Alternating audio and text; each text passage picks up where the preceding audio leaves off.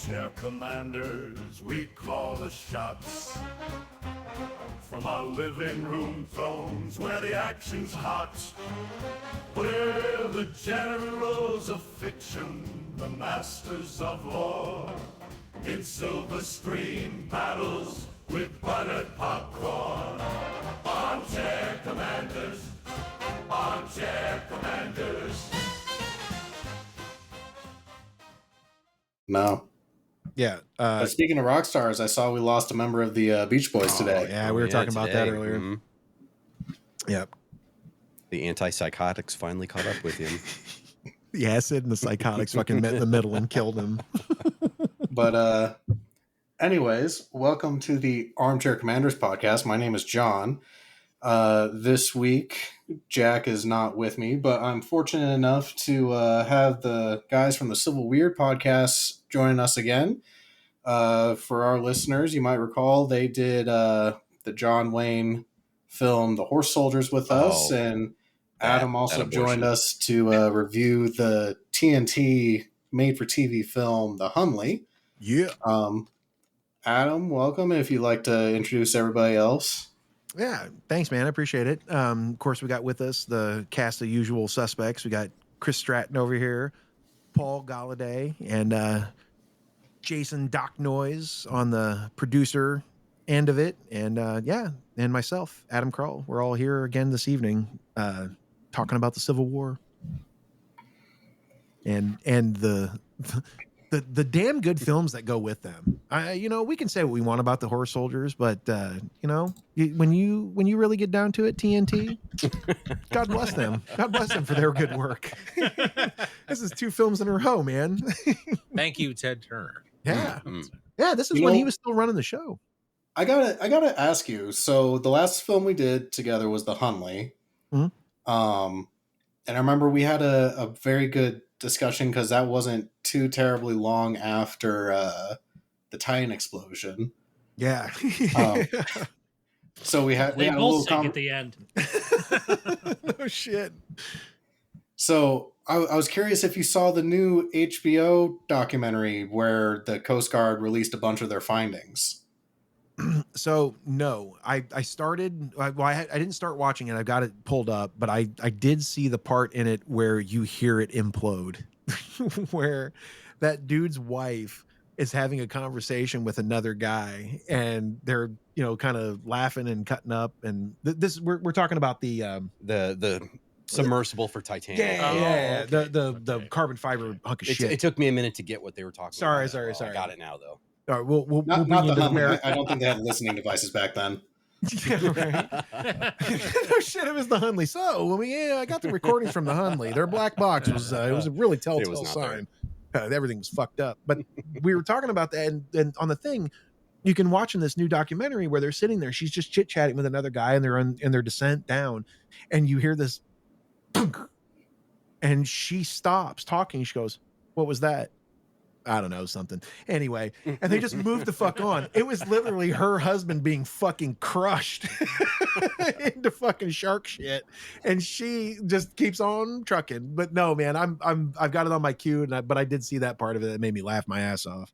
So I'm going to give you a little bit of a spoiler because I didn't know that they were doing, like, obviously they were going to do one, but I didn't realize that one was already going to be out. Mm-hmm. And I saw on TikTok this dude from Discovery Channel who was like, Discovery Channel basically like paid all the money for one of their guys to go down in the Titan and do this whole big documentary. And like, it showed him doing like a test dive in a lake where they only went like 20 feet underneath the water, and fucking everything on it failed during this like 20-foot deep test dive. Oh my Lord. All right, we're ready for 2 miles. Shit, let's go. Pack it up. And immediately after the test dive, he's like, yeah, I got out of that sub and I called the head honchos at Discovery and said, we cannot fucking do this. Yeah. How about no? You guys are going to watch me die. Oh my God. No shit. So good, All I good need is a call on his bathtub. part.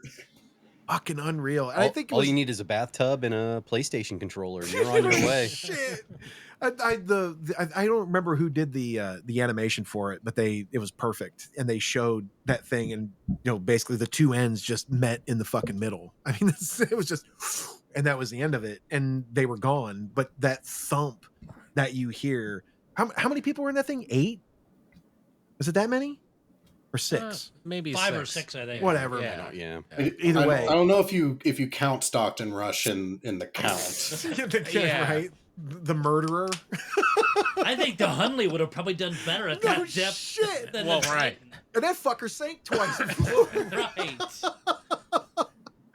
Oh shit. I just watched something actually within last month and a half, YouTube documentary on that, and he wasn't really approved any regulatory licensing certifications, anything for his submersible. It was all bullshit, Yeah. dude. And then he showed up to those people's. Oh, like, that was front all doors. regulatory bullshit. Exactly. What are you talking about? No, fuck it. The government man always trying to Typical beat you down. government overreach. That's right. Exactly, government like- overreach. Yeah, that's right. typical. But It's like the Cybertruck of the ocean. that's exactly what the fuck it was.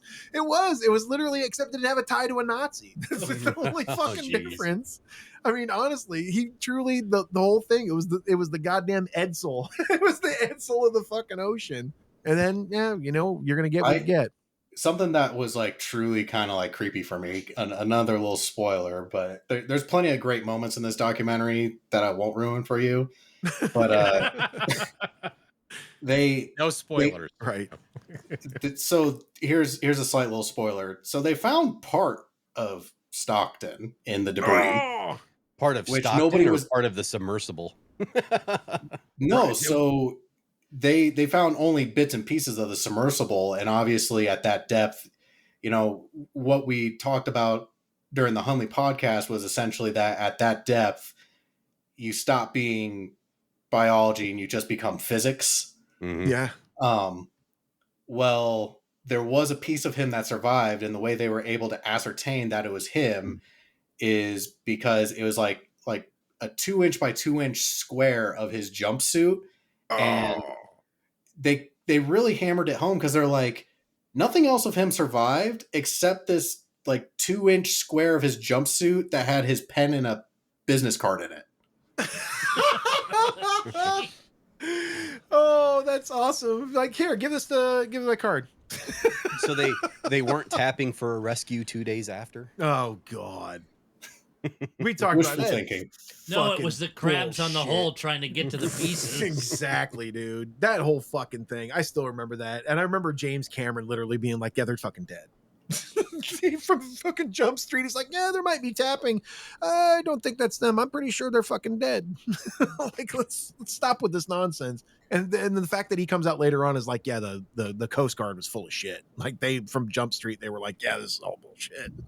They've been gone since fucking yesterday. Yeah, at this time yesterday they've been dead. But man, whatever. But But we're not here to talk about the misadventures of the Stockton fucking Rush. Stockton Rush going 20,000 leagues under the sea, but we're here to talk about something equally as tragic. Andersonville. Boy, oh boy, was this a chipper film. Yeah, I gotta it say, only like, gets better. So I had never watched this film before. Like I've heard you guys talk about it. You guys talk about Andersonville quite frequently on your podcast. So obviously it kind of the topic holds an interest for you, but I gotta be honest, when you're like on Monday, you're like, hey, you free to record on Wednesday? Let's do Andersonville. I'm like, yeah, sure, whatever. And like, I go and I pull it up. I'm like, God damn it, this is a 3 fucking hour movie. I think it was originally planned to be 5, and they cut it. to Yeah, 3. no, they did after they lost like half the fucking footage of the movie. They had to cut it the fuck down. No, you're right, man. And I always forget that it is that long. And it was like a 3-night fucking event on TNT. Mm-hmm. You know what I mean? Like it wasn't just one of those things where, It had a threw it up. built-in intermission called a different day. Yeah, right. Well, when it first came out on VHS, it was 2 cassettes. Yeah, it was just like Yeah. just like Gettysburg. Yeah, and thick. Like it literally had the spools were to the ends of those fucking things. But if you like if you're a Civil War neardo or whatever, I mean, you love that. It's like two cassettes. Oh, It's more. fabulous. Give me seriously, give me more, dude. Well, the problem is you can't find it on DVD. I've looked. Oh yeah, I know. The only place I can watch it is free on YouTube. Okay, so and it's grainy. I have a copy of it, and it's Korean. Oh, It's south, not north. So, there's propaganda. North would be in black and white. Oh, I would really like to see the North Korean version. so so does the South Korean version have the Southern draw? Or I was going to say, is it flipped because like South Korea is pro-U.S., Yes, so would that mean that exactly. North Korea would be pro-Confederacy? Yes, Perhaps. yeah, that's exactly right. Except the North Korean version, they would literally just go to one of their camps and be like, "We fucking have Andersonvilles," And half of the movie would be censored. Yes, no shit. And there'd be something for the deer leader at the beginning and at the end. Mhm. But I mean, it's one of those films where it's 3 hours long. It was a 3-night event on TNT, and it comes out of a novel that comes out in the 1950s, the late 1950s, and it was a best-selling novel at the time. What's that, McKinley Cantor? Yes, Yeah. and it goes into, you know, it comes out right before the 100th anniversary of the Civil War, and so, you know, people are going into it and they're like, "Wow, this thing is really great, it's awesome," and they really like it. And there's the later on the trial of Henry Wirtz, which actually I was about to say Leonard Nimoy, not Leonard Nimoy, the one who's alive, Captain Kirk. William Shatner. Shatner is in the trial of Henry Wirtz, and so all of that stuff kind of comes out of that book. And that book, as we were talking about earlier before we came on, is that the accounts in that film are true accounts that have just been romanticized into shit. And I mean, we'll talk about it later, but you know, Leroy Key is an amalgamation of several different people in that novel. And basically what they do is they just jam them all together. So you got Limber Jim, you got what's his name, the other sergeant, DeForest Young. Sergeant Gerson. No, McSpadden. no, not McSpadden. McSpadden's the dude from Apocalypse Now. But either way, Gleason. Sorry, Gleason. yes, thank you, Gleason. Gleason. We're the fucking worst. And it says part 2 up there, by the way.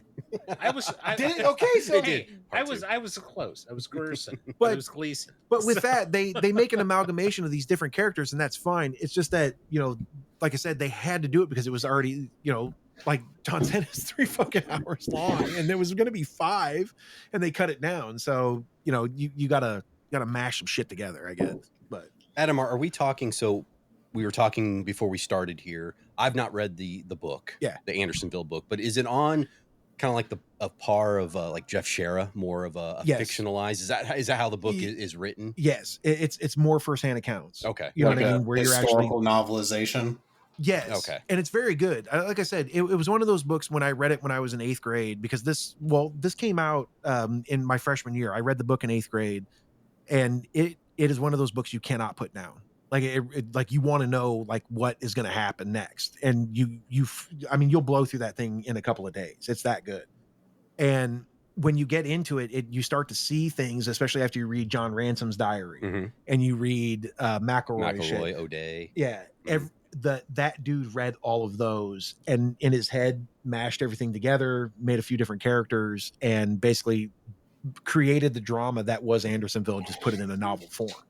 And this is the film that you get out of it. And when you read it, there's not much that they leave out of the film that's in the book, except for what we talked about earlier with the love story with what's his name, and Gleason and the lady, because in the book he escapes. Spoiler alert, everybody. We don't know what the fuck happens to him in the movie. Well, here's the thing, Adam. Yeah. Is this happened 160 some years ago? I think we're well past a spoiler alert. Okay, I'm just saying. What But are you talking about? right? Hey man, there's some people out there. We have listeners that are 171 years old. All right, so you know, Boy, oh boy, wait till I tell you about the plot twist in Alexander Hamilton's story. But I mean, literally, like in this movie, you get these different people who are amalgamated together and everything like that. But the story of it is it's everything that we've read before as people who know about Andersonville and the firsthand accounts, that they just put it together. Like right now we've got the film on in the background, and we've got William H. Macy showing up to do this, and he was a real guy. I mean, that was a real dude that was sent there by Winder to do the whole Inspect thing. the camp. Yeah. Mm-hmm. And so I mean, they stick with it, but a couple of things are a bit off and stuff like that. But fuck it, what are you gonna do? It's a TNT movie that did pretty goddamn well. So you mentioned that you originally read the book in the 8th grade. Yeah. And, having listened to your show, like, I know that your history journey started much younger than that. I have a brief little example from my part, and then I'll get to my question for you, which is, when did you first hear about Andersonville, or was it the 8th grade when you read this book? Because for me, I was into the Civil War from a very young age. The first episode we did together, I talked about the fact that my earliest introduction to the Civil War was as just a little 4 or 5-year-old, and my grandfather showing me the horse soldiers. So, young introduction to it. But the first time I ever saw or heard anything mentioned of Andersonville was when I was like 13, 14 years old. And we had just moved to Northeast Iowa, place called Lansing, Iowa, and it's in a county called Alameda. And the county is like 4,000-5,000 people max. There's one traffic light in the entire county, and it flashes from 8 p.m. to 6 a.m. Sounds like heaven. Right, no shit.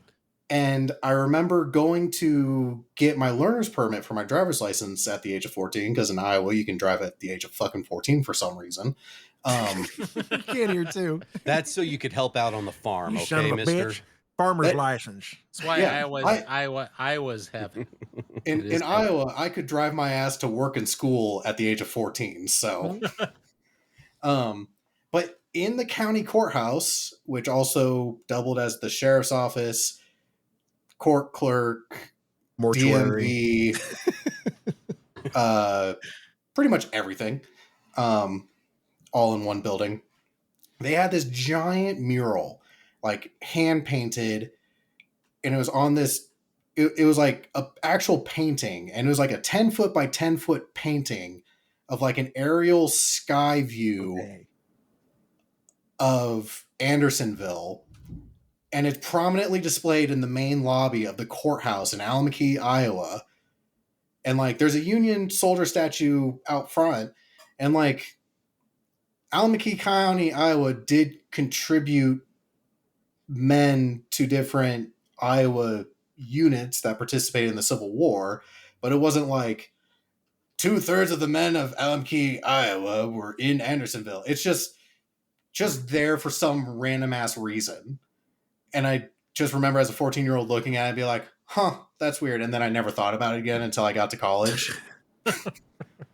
So for me, actually learning about Andersonville didn't like occur till college. And it's like, here's a stack of books that you will read. Right. Well, so, I guess to answer that question, or answer those two parts of the question, the first time I ever heard, first time I ever saw anything regarding it was in Ken Burns's book. They talk about it briefly in Ken Burns' Civil War on PBS, very briefly. But in the book, they go into more detail, and they have those pictures of what are mistakenly put as Andersonville survivors and are not. They're Belle Isle survivors, but it's the same thing. I mean, when they came out of Andersonville, depending upon where you were and how long you had been there, you did have human skeletons that were coming out of there that survived. Boston Corbett, the man who killed John Wilkes Booth, he was there. And when he came out of there, you know, he was not a large man to begin with, but by the time he left there, he was completely naked and lost probably 50 pounds by the time he'd walked out of there. But, you know, that was the first time I ever heard of it or saw it. And it was just, as a kid, it's just shocking as hell, because you see it and you're like, holy shit, like, what is this? And then you start to read, you know, past the captions, and you realize, wow, you know, they did this to one another. And, you know, you had places in the north, and I'm not equating or anything like that, but you had places in the north like, you know, Elmira and Camp Douglas, and even here in Springfield you had Camp Butler. Not saying they were anything like Andersonville, because they weren't. Alton, Illinois as well. Mm-hmm. But, you know, in Andersonville, you know, you've got exactly what is happening there. And the thing that, you know, that drew me to that when I was a kid was just, it was the fact that you had anybody that survived out of there. You know, you had 16,000 that are dead there. 16,000. That place was designed to hold 8,000 maximum. And then at one point you've got literally at 35,000 men inside of there, crammed on top of one another. And you see those pictures of the stockade in the same chapter of Ken Burns' book, and you're just like, what the hell is this? And then you start to, you know, dig into it more and more. And the mural or the drawing that you saw, it's by who is it? O'Day. We're thinking it's Thomas O'Day, and I've seen it. Thomas O'Day was an Andersonville survivor and ends up creating this magnificent etching after the war. I don't know when, 1880s, from memory. 90s. Yeah, from memory. Yeah. And I've seen an adaptation of this etching done in like oils or paintings as well. So we're curious to know if in Iowa, if that's a version of the O'Day print. John, do you recall, is it drawing or is it in? I'm like any Googling kind of... it right now. It was colored in. Right. And there are colored versions of the O'Day etching. Yeah. And the one that we have, I think that is, looking at the photos I'm seeing from the magic Google box, that from the why you Googling? I did a little Googling. Why you Googling? Yeah, that looks to be what it is. But yeah, I always found it interesting because, like I said, you know, the part of Iowa that I was living in at that time had connections to the Civil War. It had people who fought in Iowa regiments, but I wouldn't say the story, like, probably there's a few guys who ended up there. I wouldn't put it past that, but I wouldn't imagine it being such a major part of the county history as to warrant a 10-foot by 10-foot print on the main level of the county courthouse. Are you guys on the river? We are. Okay, so there might have been Andersonville survivors that were sent north to convalesce if there was if there was a hospital anywhere near there on the river and they were sent north, they could have been sent there from Andersonville to convalesce as they came back north, because you have the riverboats. A lot of those guys were let out of Florence, Alabama. They were sent to Vicksburg, Mississippi, and then they were sent north. And of course you have the Sultana disaster that comes out of that. But you know, that's now, only now one. This makes more sense because so Lansing, Iowa is about a half hour south of La Crosse, Wisconsin, which during the Civil War was a major riverboat stop for Wisconsin. Yeah. So now that's starting to track. That just sounds like, and I mean, if you look into it, maybe you guys lost guys on the Sultana. That may be another reason why it's there, is because Iowa lost.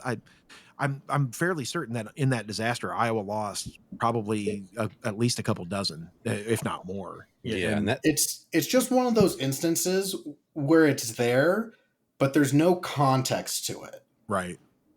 And it's no like, signage say can why. somebody from the Historical Society just do like a 1-paragraph plaque underneath this thing? Yeah. I'd have been driven by the GAR, and even within the GAR, I've noticed in looking at obituaries, the fact that a veteran was an Andersonville survivor.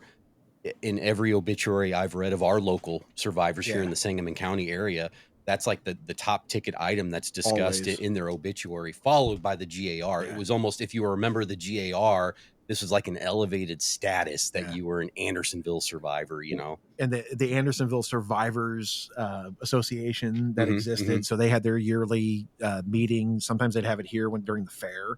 So they knew guys were going to be around, all that kind of stuff. But yeah, and the other thing is they sent those prints, I think, to all of the GAR posts. I've seen multiple of them. Yes. Yeah. So that could be another reason why, John, that it's up there, is because you guys had a functioning and active GAR post. And as it started to kind of, dwindle away with their deaths, that somebody said, give this to somebody who's actually going to put it somewhere. And so, they weren't small. I mean, the military museum's original huge. Is at least 6 dude. by 4 or 5. Oh, it's feet. bigger than that. You think it's a little larger I would say than it's that? probably Yeah, 8 feet. it's a good size. Yeah, it's a big son of a bitch. And that fucking frame, dude, I don't know what frame they got at the one in Iowa, but the one they got at the military museum here, that shit is gilded. Like it is thick and if heavy. I remember correctly, it's like a gold color, not actual gold, but sure, but that gold looks paint, fancy as shit. gourmet looking shit. Yeah, that's exactly what they have here too.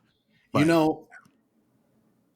completely different side tangent, but thinking of gold gilded frames, I remember this was probably like 2 or 3 years ago. I was at an antique shop in Colorado Springs and, just walking around, and I turned the corner and I am faced with my favorite president, George Washington. I know, contentious nowadays to have that as favorite choice. I don't give a shit, dude. I like what Shane Gillis said about him. The 6'3" fucking. Exactly. Fucking see this dude come sprinting at you on a battlefield, you're gonna quit. Anyways, I turn the corner and there's this. It is probably same dimensions as this Anderson print. It's like a 10 foot by 10 foot portrait, and in the little notation card on the bottom of it, like, it is the kind of painting that you would expect to see in a Freemason hall, like that level size deal. Yeah. And I looked at it and the price tag was $600, and like in the notation it's like, oh, this came from the Mount Vernon Women's Society. I'm like, wait a minute, this is a 10 foot by 10 foot George Washington portrait from Mount Vernon and they only want $600 for it? And then I'm like, this is the kind of thing that, like, when my wife goes out into the garage, she's going to fucking murder me. What the fuck is this? I've been there. But you could have driven it home. The credit card was out. I was like, can I make this budget work? Like, I got a kid on the way. Can I justify this? well, this was pre-kid, but still. I need to subdivide my basement, so I'm going to use it as a wall. Exactly. Fucking A, right. It's a retractable wall. Put it on some rollers. Shit, it'll be all right. Exactly. I would be. Yeah. I did send you a message after your Knights, the Golden Circle episode. Yeah. And you mentioned the free episode, the Freemasons. I was like, I remember sending you a message to be like, I'm here for all your cult questions. If you like. Cult questions. I'll be right back. Fucking cult question. I take it we're pausing. I don't know if Adam had passed it on to you, but I'm a member of the Freemason cult. So, so is it true everyone who's buried in a cemetery with an obelisk, does that mean they were a Freemason? Not necessarily. Obelisks were just very popular in the 19th century because obviously, back then headstones were hand carved. So the bigger and more extravagant your headstone, the status symbol associated with it. No, we get that. It's kind of an inside joke amongst us. Chris and I are looking at each other. There was an individual that we had met quite a few years back who was in Springfield, and they were the true thoroughbred conspiracy theorist, and they swore up and down that every obelisk in a cemetery has some deep meaning, Masonic, Yes. Yeah. Symbology behind it. A deep and dark conspiratorial thing. A fun game that I like to play is because I've ran, like, just every day, like, there are people who are a part of my everyday life who never knew that, and then, like, just in conversation they'll find out that like I'll bring up the fact that I'm a Freemason, and that you can quickly ascertain like how far into conspiracy theories people actually are, because like the second you mention you are one, that's when you'll see the like what dark side of the internet they like to play in, like but I have so much fun with that, because they'll start asking me questions and I won't deny anything. Like they'll be like, is this true? I'm like, absolutely. Is that true? Sure thing. And then I slowly ease it into the most obnoxious and absurd things. Like there's a story I've told on this podcast many times, which is in college, just as like an inside joke, I used to tell people I didn't believe in dinosaurs, which Adam, this is a great time for you to be coming back. I don't fucking believe in dinosaurs. I would like to preface, Adam, I do believe in dinosaurs. I was mentioning that like when people find out that I'm a Freemason, you see how deep in the conspiracy theories they get. Oh fuck. And so when they start asking questions, I won't deny anything. I'll just be like, yeah, that's true. That's true. You're absolutely right. I would. And then I lead it into this. Oh shit. I lead it into this old joke that I used to do in college, where I would tell people I didn't believe in dinosaurs, and I had this philosophy of anytime dinosaurs came up in conversation, I would just casually throw out there, "Oh yeah, I don't believe in dinosaurs," and obviously that will garner the question, "Why?" No, that's a great point of conversation. Yes. And I never went with any of the traditional like I never went the religious route of like, oh, it's a test from God or anything like that. Because as soon as you say something like that, people will just tune out, be like, oh, you're whatever. I went the like, yeah, dinosaurs are a conspiracy from big science in order to boost ticket sales at museums.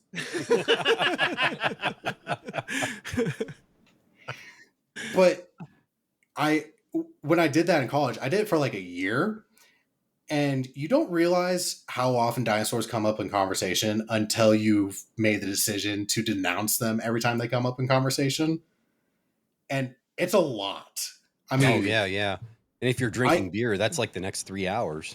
Here's the thing. I'm telling you this story, and I want you to think the next time a dinosaur comes up in conversation, you're probably going to think, oh yeah, there's this dipshit who is playing this joke. And you're going to start to notice how often this shit comes up. No, don't feel bad about that at all. You know, when I first meet someone, somehow I try to get it into the conversation that my one goal in life is to impress Jodie Foster. I believe that's been done before. But this whole dinosaur thing, it got to the point that, you know, been doing it for like a year, and I had been dating my then girlfriend, now wife, for a while, and we were at a party, came up, I did my thing, did my whole spiel. We left the party, and as we're going, like, we get home, and she's like, I gotta know, because I can't tell anymore. Do you believe in dinosaurs? Because I don't think I can be with someone who doesn't believe in dinosaurs. And I was kind of offended, because I was like, you that's wouldn't the one thing that's going to make or me. break this relationship. No shit. How dare you? How dare you? You wouldn't actually leave me over something as trivial as dinosaurs.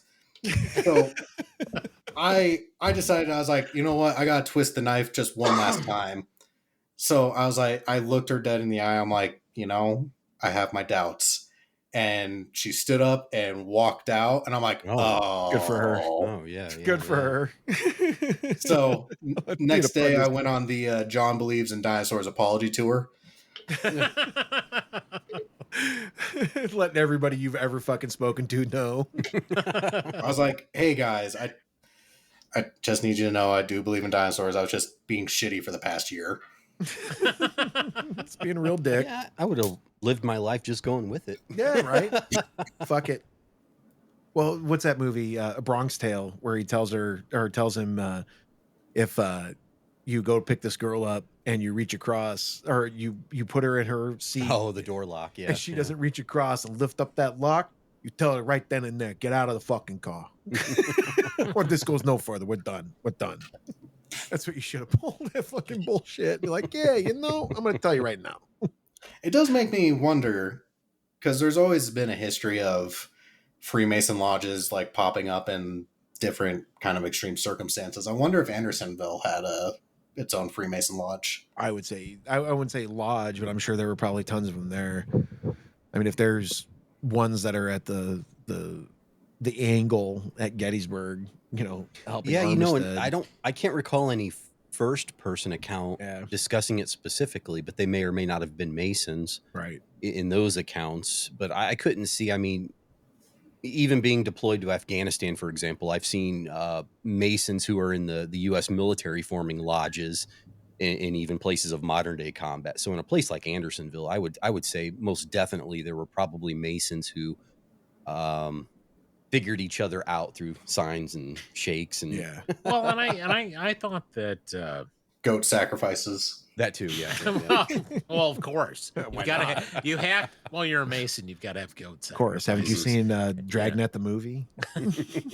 No, but I think I can't remember if it was in McElroy's account or on Andersonville, but when we did our episode on Leroy Key, I thought that wasn't there some suggestion that there was some Masonic connections, between even the Union prisoners and the Southern Guards. I think we may have mentioned something about that. Yeah, I can't recall what we were. But see, and I'm not a Mason. I don't understand the signs and signals and all that. He was an Oddfellow for sure, but was he not a Mason when he was in Mississippi? See that I can't recall. I have to look at that in my notes. But he was the Oddfellow thing, which I'm not saying that they're one is the other, but still the Oddfellows and the Masons back then were, if you were one, you were usually in the other. Similar, yeah. But I think there was some reference to the fact that like if you were part of the Masonic society or whatever, they got some connection there. Sounds like a future Civil Weird podcast is Masonry in the Civil War. John, you in on this one? I will absolutely join you for Masonry in the Civil War. You can be our fucking weird Mason for the week. Well, at Lincoln's tomb, we get people that come up there all the time. They're like, was Lincoln a Mason? No, he did not like secret societies at all. Literally, he was a true American. I'm not shitting on the Masons. I'm just saying. Wow. Yeah, way to go, Adam. As a real American. Just crap on our host. Okay. Abraham Lincoln said, "I'm tell you something, you papist sons of bitches." But people will ask that question all the time. Was he a Mason? And no, he wasn't. And it's not that he, actively went after them or anything. He just didn't like their secret society type of shit. And we're not a secret society. We're a society of secrets. I'm sure Skull and Bones is the same fucking thing. I've read that. I've read that before, but most of us don't believe it. Right? Yeah, most of us don't. We've seen films. That's fine. That's right. We've seen. Just to let you know, even though Adam didn't do it, he was putting it like films. He was putting that in air quotes. Yeah. I've seen YouTube videos. I've seen YouTubes. Yeah. But we will get people there and then they'll ask the question because they've been up on that you go up that other side of the hill over there and there's that huge Mason section that's right there. And John, perhaps you can explain this to me. There are 3 chairs, a tablet in the center, and then there's nothing, I believe, on the south end of it. Why are those there? So the 3 chairs, granted, I'm not looking at this. You're going to be killed for this, aren't you? No. They're going to drag you out of your home in the middle of the night. You can go to your local Freemason lodge and you can see the exact same shit. What you're seeing is literally just an outdoor embodiment of what the physical lodge looks like. Oh, so like when you guys do your righteous gemstone shit. Yeah. So there are 3 chairs, one chair for each of the principal, air quote, what we would call officers, basically. So Okay. like the master of the lodge, the second in command, so on and so forth. So that's why there's 3 chairs, because there's 3 principal people who run a meeting. Okay. And then the other thing you're describing is each lodge will always have a altar in the middle of the room with the religious text of each religion. That the thing about Freemasonry is there's no one particular religion that's prescribed to it. To be a Freemason, you just have to believe in a higher power, essentially. Just be a filthy pagan. Yeah, we get it. So whether you are a Christian or a Buddhist or a Muslim, say if you had if you had 3 people in the lodge who were of those 3 different religions, and any other religion for that matter, we would put the religious text of that religion on the altar during the meeting to represent them. Okay, got it. That's what the book means in the center with the 3. Okay, I got you. Okay. Yeah. Well, So if it doesn't specifically say on the statue or monument what book it is, you can just say, essentially, it should just be a generic placeholder of religious text of insert your preferred religion. I like that. Yeah. I like that. That ain't bad shit. True. So the big obelisk at Lincoln's tomb is because he was well endowed. Then. Oh, Yes. yeah, he's packing a hog. I mean, everyone knows that. Everyone. I don't even know why you're even putting that out in the ether. You know, I just that he wanted to might confirm not. it for anybody that didn't know. No, I'd be intrigued on if there were any temporary established lodges in Andersonville. That's an intriguing question. I mean, I've not seen any primary sources that have discussed it, and at least at our level, we're not digging down to But you'd have to believe that road they would. trip. Well, no, But I also, thinking about Andersonville, not really a place where you can have...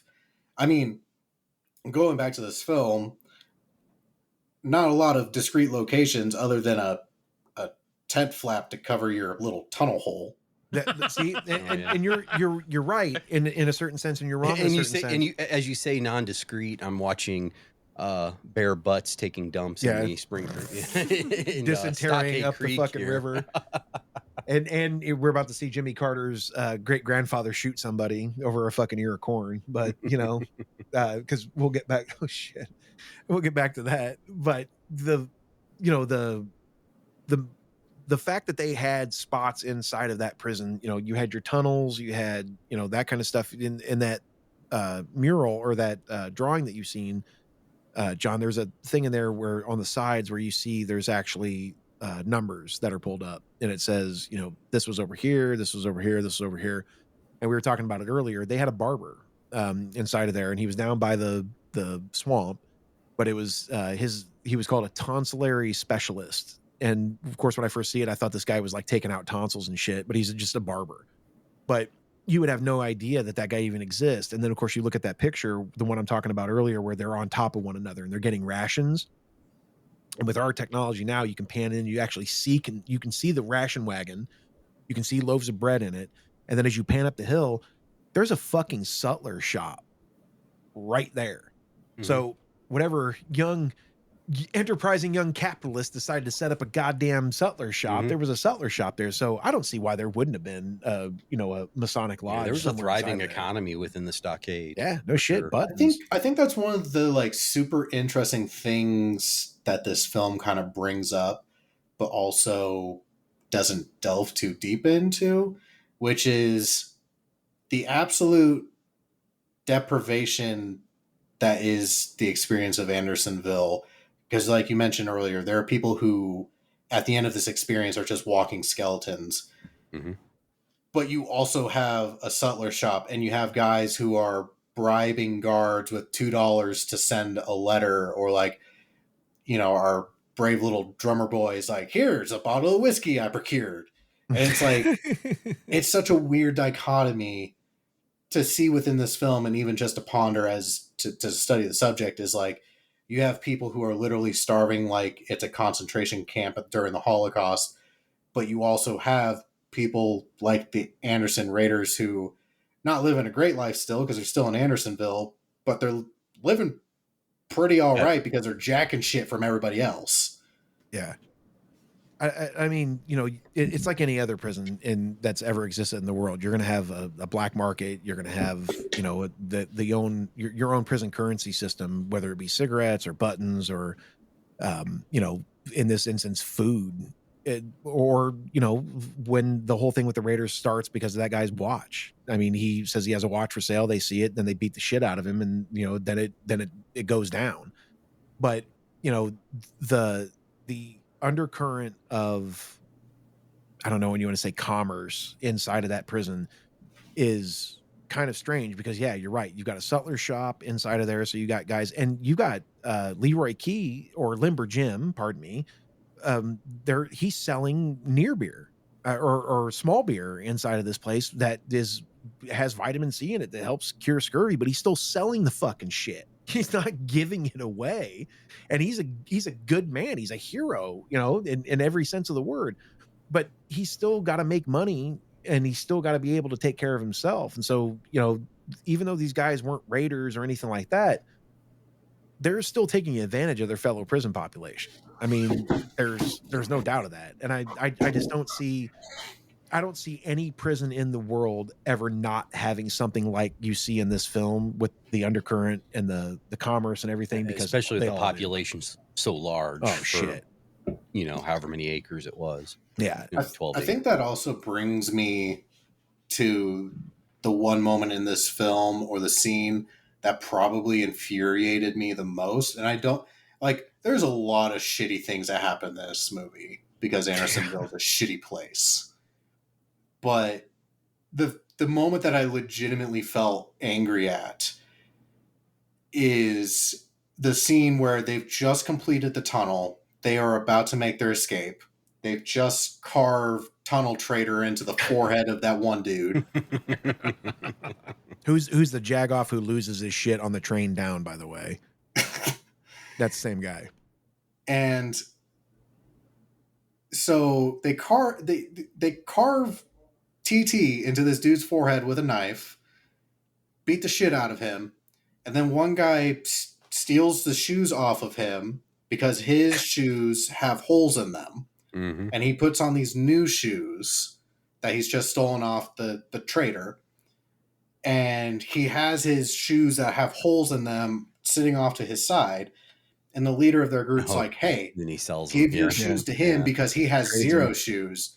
And we were talking moments away from escaping, like he just jacked a pair of shoes that are brand new to him. He has no need for these other ones.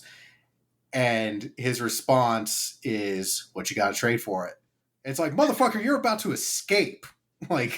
Well, no. Right. Yeah, I agree. But I think they put that in there, and it was one of those things where it was they were still going to abide by the rule of law, whether the law was prison law or otherwise. There's still an unspoken thing where it doesn't matter if you got shit or you've got gold, you're going to trade something for that shit for gold. And I think Gleason in this movie probably being key is like, okay, fine. If we're going to stick it that way, then that's the way it's going to fucking be. Here, fine. Clip. Here you go. Here are 3 buttons for his fucking shoes. But I think it was one of those things where it was also, he's going to show him that, even though we could have killed your ass right here, right now, we didn't do it, and we could have, and we're not going to because of the rule of law. And we're just going to leave it at that. And then, you get the whole thing with the Raiders, later on. But I think that's kind of a precursor to showing that, even though this is a prison and it's anarchy, the wrong sense of what anarchy is, but they're going to show that even though we could have killed this asshole because we should have, we're not going to because we have the rule of law here. You know what I mean? That just seems the way that it is to me. And then of course they get into it and they're like, well, they got a prosecutor, they got a defense attorney, they've got a jury, they got a judge, and which is all true. I mean, they did. They waited for new arrivals to make them impartial, for Christ's sake. So what did you guys think of the trial scene?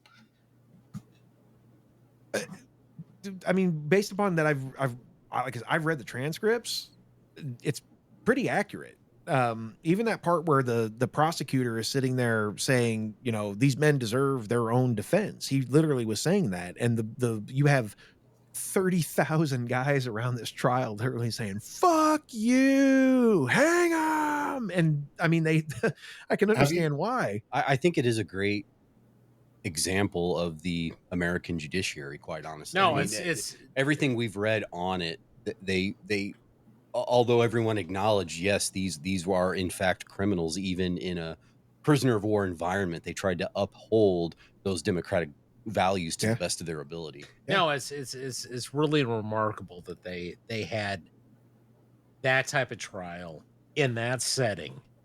You know, given everything they had gone through and all that. I mean, it really is amazing. You know, I mean, whatever you want to dump on Henry Wirtz and that, the fact that he allowed that to take place. I mean, I think it's very remarkable.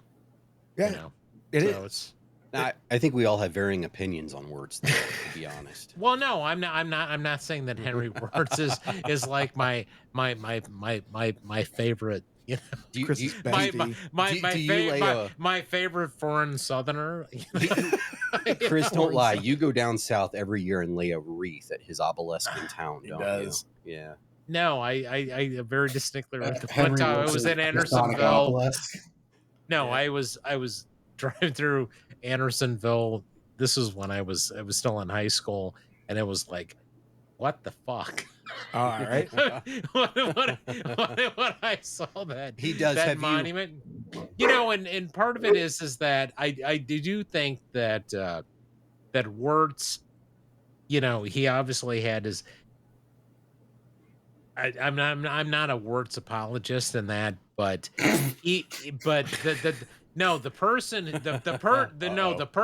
person who should have been hung was Winder. Yeah. Oh yeah. You know, and the thing is that Winder died before the end of the war. Yeah. John, have you been to Andersonville, Georgia? I have not been to Georgia. Ergo, I've not been there either. He does. So if you go into the town of Andersonville, there is a large monument to Henry right there in the city or the town, not a city, village. To the fucking, right in the circle, right in the of fucking town. middle of town. in Right the middle of town, there's a huge monument to the warden of monument Andersonville. Yeah. And then there's a little museum. It's called the Drummer Boy Museum. That's right. And if you go in there, unique collection. If you ever do get there, do stop by the museum. Is it run by the daughters of the Confederacy? So keep that in mind. But they have a.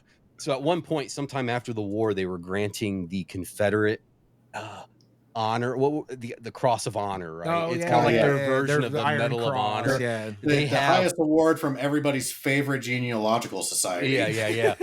You go into this little museum and they have the daughters of the Confederacy have given him his own cross, and the quote unquote medal is hanging in this little museum with a huge narrative and citation to Hank himself. His dead arm motherfucker. Yeah. The whole fucking thing.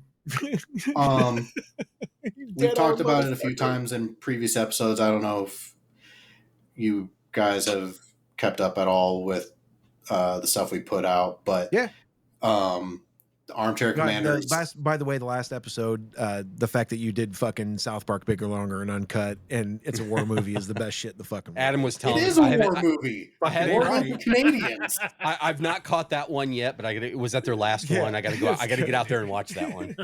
So here's the thing. We were coming up on our 100th episode, and me being a sensible person, I had worked it out. We were going to have John Heckman from Tattooed Historian join us. He was one of our earliest guests. He did Gettysburg with us. Okay. He also did Waterloo. The Waterloo one was good. I'm not saying the Gettysburg wasn't, but the Waterloo one, that I've seen that movie so many fucking times. That was great though. So yeah, we were like, for 100 episodes, let's bring one of our earliest guests back on. And for our 100th episode, we had originally planned, we're going to do Master and Commander, because what's the most that's like a pinnacle of Age of Sail war movie as you can get. Like it, like if we were to make a top 10 war movie of all time list, like Master and Commander is going to be on it. Like couldn't think of for me, I was like, I couldn't think of a better one. Went to go record the episode and there were technical difficulties where he lost internet and basically the timing, we couldn't get it rescheduled in time for our 100th episode. And the entire time, Jack had been bugging the shit out of me. He's like, I want to do South Park. I want to do South Park. And I'm like, no, God damn it. Like, no, God damn it. And then this technical error happened with the Master and Commander episode. I'm like, fuck it. Fine, Jack. You get fucking South Park for 100th episode. That's great, dude. I saw that shit come up on my notifications and I was like, oh, fuck yeah. That's great. When did they cut that one? Was that within this past week? Okay, okay, yes, that's the one I haven't had a chance to look at. Excellent. Yeah. Oh, it's good though, dude. We were talking earlier about the cast of this made for TV film, and it's pretty fucking good. I mean, if you look at who's expecting, William H. Macy. That's what I said. Oh, yeah. So I was talking about it earlier, dude. When Colbert used to have the Colbert Report, he used to make up names like celebrity nicknames. So like, Benifer, that kind of shit. And he would make up good ones and they were funny. And the one that he made up for William H. Macy and his wife Felicity Hussman was Philliam H. Muffman. And so every time I see William H. Macy, all I think is Philliam H. Muffman. And he is fantastic in this fucking movie. He's only in it for like, 10 minutes, maybe? Yeah. Maybe. Yeah. But he's it's probably one of the better scenes in this film, though. Yeah. Because, like, he's basically like an outside auditor. Yeah. And he goes and he chews Wurtzman out. Because he's like, yeah, I don't expect a prison camp to be stellar, but you are doing literally nothing here. But he looked, you can tell that they looked at the transcripts of the fucking Wirtz trial because he starts to say, why didn't you say, he goes, we had no tools. And he goes, you had tools. And he's like, you could have sent a couple of men on a work detail, do this and go out to the plantations. And they were saying the exact same thing in the Wirtz trial. Why didn't you send men to the plantations? Why didn't you send them out there? And everything, he would just blame it on Winder. He's like, well, it was Winder. He did it. I don't have enough men. Yeah, they never give me enough men to do this thing. I gotta say, the actor that they got for Wirtz, how the fuck do I pronounce his name? Too old. But Jan Triska. Jan Triska. Yeah. Fuck, dude. He was according to his Wikipedia, he has played 160 different roles across stage and film. Is he dead? Doesn't appear so. Holy shit, he's still alive? And this movie's coming 30 years old now? Never mind. Or wait. Uh-oh. Nope, he died in 2017. Never mind. Damn. Yeah, he was like 70 in this movie. Oh shit, dude. I think he really broke his fucking arm for it too. I don't know if it was just him or if it's because he was Czech, but I was like, man, this guy's doing his best to do like a Dr. Strangelove impression here. Yes. Where he's swinging the arm and shit. He's beating the shit out of his arm. Hey, John, I'm going to preface this by saying that I am horrible with actors' names, and I think Adam and Chris both agree. When it comes to actors' names, I completely fail always. My favorite in this movie is E.B. Farnham. Yeah. Because I don't know his real name. He's but you have to admit, the guy plays a perfect coward. Yeah, like he's very good. Yeah. Like he's a chicken shit in most of the things that I've seen him in, except for Chris, of course, seeing him in fucking Newhart. Oh yeah. Do you know who we're talking about? The little sailor guy played Munn with the buoy. Oh, okay. Yeah, and he was a real guy. He was one of the 6, hanged raiders, and in a lot of the people that they get in this, I don't know why the fuck they do this in Civil War movies. They always get guys that are older than the person that they were in real life. And I go to John Bell Hood in Gettysburg. That dude in that film is pushing his fucking 60s, and JB Hood was literally in his early 30s. And they're like, I mean, don't get me wrong, the guy's a great actor, but they do the same thing here. It's like they get a dude that is way too fucking old for Wirtz. They get a dude who's way too fucking old for a number of them. And it's like, why? They don't add any gravitas. Think of it this way. Like, you ever seen a movie that's like the story is like based in a high school and all the actors are like very obviously like, you're fucking 30. Like, No shit. No shit. Why is Zach fucking what's his name? I was about to say Zach Galifianakis. Efron? Yeah, why the fuck is Zach Efron in this? I know that dude's like 50 years old. Even when he was in High School Musical, he was pushing in fucking 40s. Well, Ralph Macchio could still play a 20-year-old. That's true. That's an exception to the fucking rule, though, The Paul. Karate Kid, 47. That is a massive exception to the rule because that fucker is nearly 70. He's close to 70 fucking years old. Yeah, 60 something. Yeah, Jesus looks like Christ. he's in his 30s, 40s. It's maybe. unreal. It is unreal. And Billy Zabka looks good for his age because they're about the same fucking age, but he looks like his fucking age. You know what I mean? But yeah, I mean, but the same thing with this. Like we're looking at it right now. And what's his name from Apocalypse Now that plays McSpadden? Shit, what's his name? You know, one thing I will say Frederick about this Forrest. movie. Yes, Frederick yeah. Forrest. Thank you. You know, one thing I will say about this movie is when it comes to what's the Hollywood word we're looking for? The tchotchke, the stuff laying around, right? Yeah, the ephemera. They really did. I couldn't imagine them making to the amount of detail, at least within whatever that however large that set was, to have that many extras on set, to have the details that they had, the mud, the shanties that were being constructed. I would give this movie an A plus because of the give a damn that they gave about making this movie give you that feel of Andersonville, or at least a very close representation of what it would have been like to be in that stockade. Yeah. And you being in a Civil War award-winning film, That's true. Paul would know true. this stuff. Yeah. Did you know that, John? I did not. We have got a fucking Do we need Hollywood to- actor with us. Do we need to do an episode on Abraham Lincoln Vampire Hunter? Yeah, I think we do. You were in that? Fucking A right, dude. I fill the entire screen for Doc, like find the 0.5 clip. seconds. If you can find the clip, send it to John. Send it to John. It's did you actually not pretty read- goddamn good. I did not know that. We did Abraham Lincoln Vampire Hunter, like over a year I ago. was gonna say it was Oh. about a year and a half ago, something like we that. could do like a 20-minute repeat. and I Well, and that was when you were showing your war face, right? that was that was my yes. war Oh face. yeah, with his little Oh. round glasses and his Mhm, fucking goatee. God damn, dude. He was out of army regs for that shit and everything. I think Doc is sending you the link to my my scene in that movie. Yes. It's glorious. I am anxiously awaiting it. I assume you've been living off your royalties on that film, right? No, I was not credited. You are correct. Yes, I was not credited. But it's Damn. just my face filling the screen. Well, it's very unfair, Paul. You should have been credited. It's okay. My cohort Jack, who's not with us tonight, he's been in quite a few like D-list straight to video war films. Oh, do tell.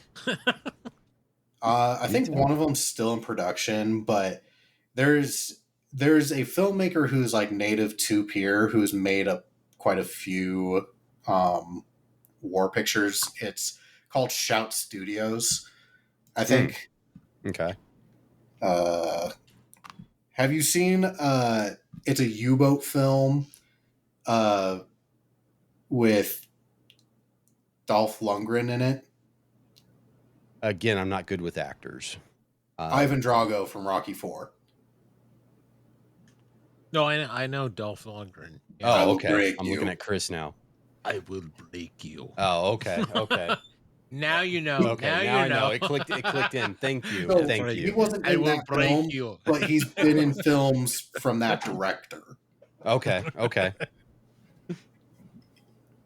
No, I was in a History Channel short. Well, no, it was a documentary. I was in my teens, Grierson's Raiders, years ago, and then I was inadvertently cut from a movie. From a Inadvertently. Okay. no. Paul. So the there church. must be a story here. There was the Church of Latter-day Saints. They were doing a new video for the visitor center. I don't know if it was Salt Lake or Nauvoo, Awakening Sun. No, it was the newer one.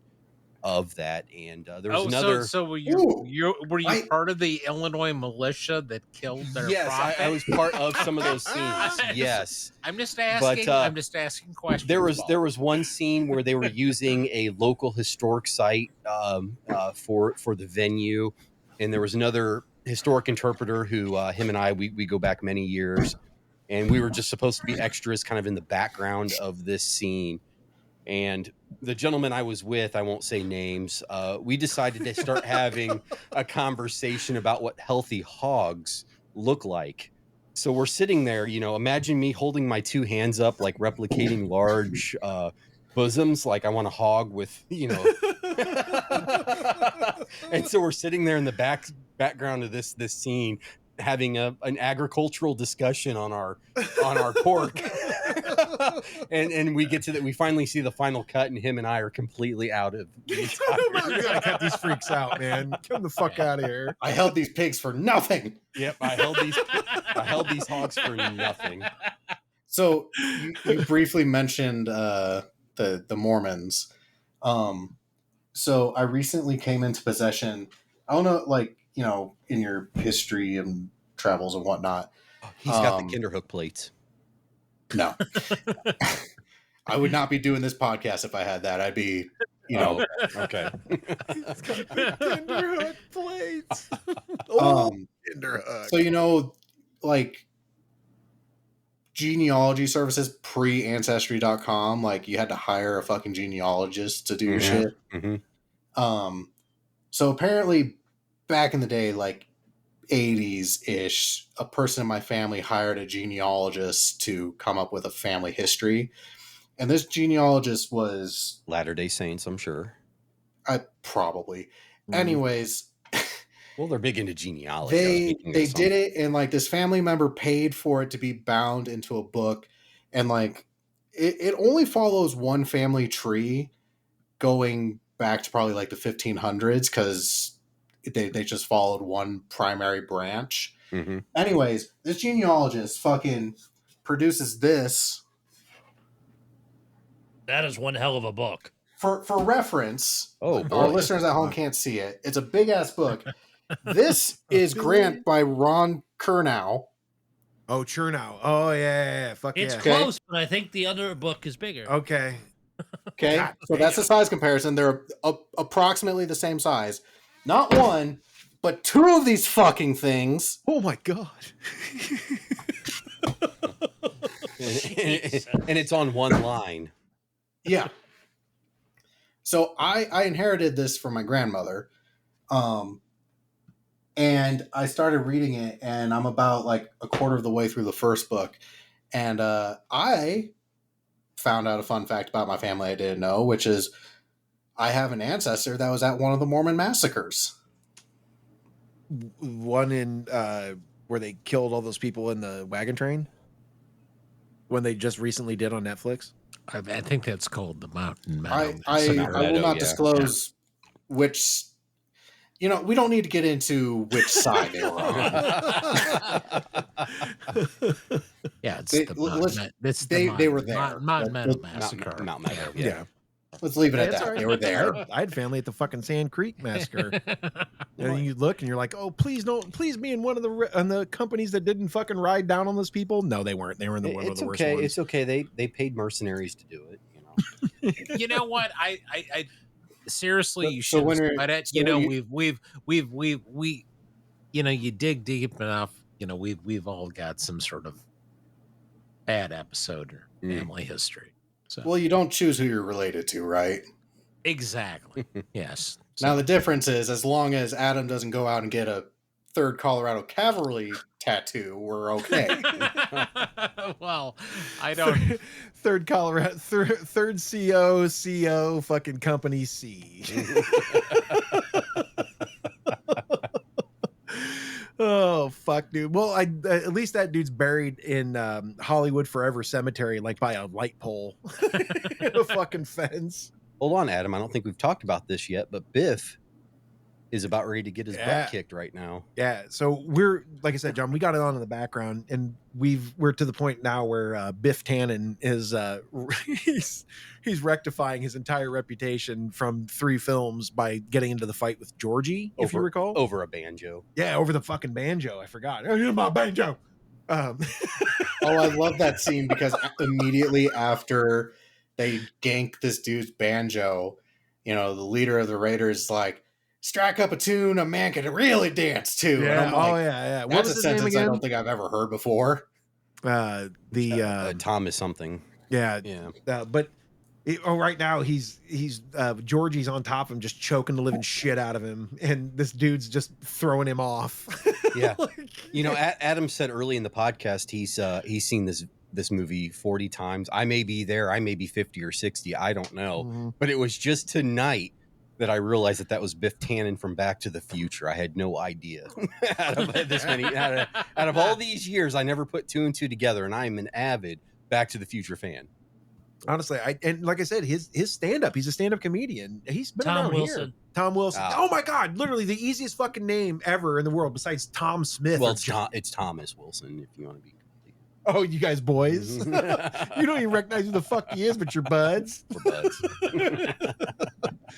But literally, like in this, like Biff beats the shit out of this guy towards the end, of course. But he also, if you look, I think Biff's facial hair has changed twice since they started this. Now, I'm not bitching because I'm not going to. There are just a couple of scenes in this movie that I wish that they would figure out a way to go back and fix it. Since, Christopher, as you said, they lost all the fucking trial film footage, and they had to go back and reshoot it. They could have reshot a couple of different things while they were at it, because I guarantee the editor was like, "Oh, that's dog shit. That's really fucking bad here." Like, like this train. Literally, my kid has a better fucking train around the Christmas tree. No, like, what's going on here? But do you know what I'm talking about, John? Did you see that shit at the beginning of the film where they were on their way down? On the train. I'm sorry, I just Googled the link from Abraham Lincoln.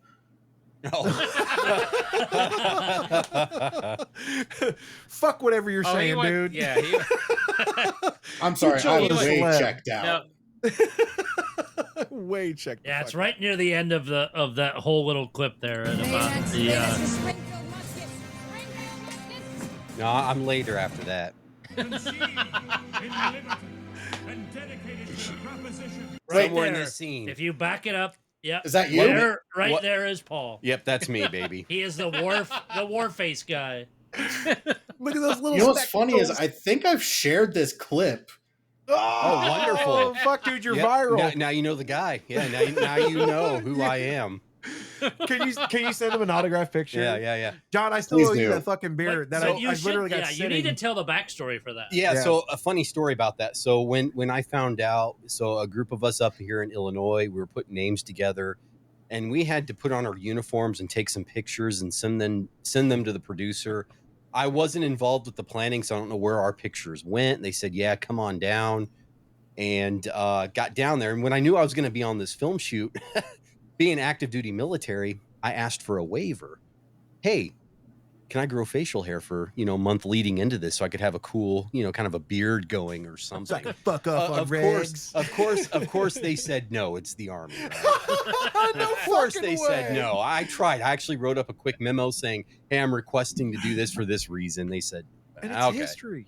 So I'm down there. The We're Army down doesn't there give- for, we're The down government there. doesn't care about history. We're shutting down 20. Right. We're shutting down 20 museums for the Army. Okay. I did see that. Yeah. Let's not get into that. Yeah. That's a whole I other did see fucking that, episode. No, I get down there. We were down there for 2 weeks. So I took leave for 2 weeks. We're down there with the group. We all pitched into like a minivan with all of our equipment and uniforms and weapons. Imagine what that We fucker get smelled down like. there. It was good. They reimbursed mileage. You got daily per diem for meals. They paid for the hotel. 90% of the time we were lounging in the shade on set. But this was like maybe the second or third from the last day. And I'm like, you know what? I'm just going to walk into this makeup tent. And I did. And it was a complete lie. I walked in and said, yeah, one of the guys out there said to come in and get facial hair. Yeah, attaboy. and they set me down in a chair and they glue on this really cool goatee. And damn it, that was the day. Good one. Damn it, that was in the day I was in like a good scene, you know? That's awesome, dude. It's a good one. If you go off of like, if we have a measure of shitty Civil War movie facial hair, Gettysburg to you, To me, holy I'm number shit. 2. Fucking A. It's good though. I mean, it really is. I mean, compared to some of the other ones that we've seen, that's they shot all those scenes in a little community. I think it was Coventry, Louisiana, somewhere near there. So it's just north of Lake Pontchartrain. But that's where they took all of those primary battle scenes that you see in the movie were all recorded right there. It's awesome, dude. See, there you go, John. Fucking, I bring the heat, dude. I bring real actors in real time. It's okay. I mentioned in one of the more recent episodes we did, I just found out that I work with a guy who was in an episode of Deadliest Warrior. Oh, fucking even better than Like- porno. Really? Like, not as an actor, but as like one of the experts. Oh, okay. So hold on. Paul is looking at me because he's not.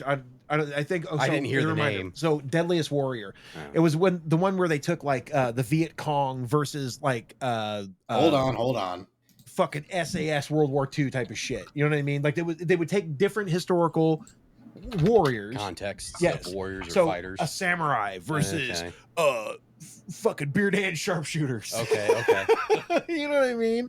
To see who would And then ran him through so many Yeah. like computer generated fights. fights and that kind of models, shit. okay, And then okay. then in the in between or the interim between them, they would show their different weapons, right?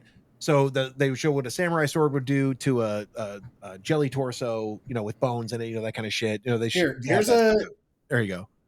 Here's a 17-second clip that will give you exactly never what play it. every episode is. We need to get on the budget guy around here. Oh shit.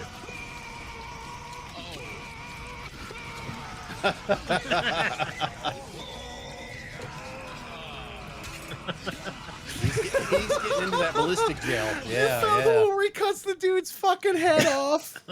So, For our can you listeners at turn it home the other that way, can't show see it, Christopher? I just shared a clip from the Navy SEAL episode where a dude just stabbed a gelatin here, torso can see it. If you 400 could play times. it With a again. fighting knife. Yeah. Christopher can see it. Play it again. Oh, you need me to play it again? Mm-hmm. Sorry. Oh, We're low tech here, okay? Jeez, dude. I could do that. He should really go faster. Right? Oh my god! this Yeah, was In Christopher, This was he peak. decapitated him. this was peak Spike TV. Oh, fucking Spike TV, man. The days. Oh, man, no shit. There was some, we shit on it now, but there was some decent shit on there in between that kind of fucking weird garbage. But the fact that, if you think about it, that dude, as he was stabbing that dude in the throat to decapitate him, 15 dudes had stabbed him from behind and moved the fuck on. Wow. But Sorry. yeah, I found out that I have a coworker who was one of the experts on an episode. I was like, I need to get him on. How the fuck do we get that gig? How can we get that kind of gig? That's bullshit, because those shows suck.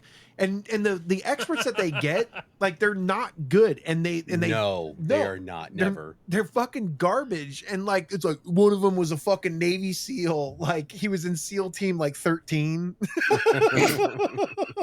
That's like third string, baby. He is, dude. He's the guy that does the fucking paperwork for fucking SEAL Team 12, which they do the fucking paperwork. You know what I mean? Like, they all suck in one way or another. The military approved him to go on to Deadliest Warrior because he was the weird knife kid in high school. It was a recruiting effort. Like, hey, let's go on here. Let's show them what you can do. Be all you can be. Hey, we're watching that scene now where the tunnel trader slips his lip, or no, the other guy slips his lip about their tunnel, and the tunnel trader's sitting there. Yeah. And they all have those expressions, Yes, like yes. they're all looking at each other like there's a beatdown coming. They're literally nodding like that they're going to beat this dude. And he looks petterish. You know what I mean? He looks like a 80s dude. petterish. Yeah, he does. Yeah, like yeah. he's gonna get electrocuted eventually, like in Mhm, Florida. mhm. You don't give a fuck about him, but he's gonna get electrocuted.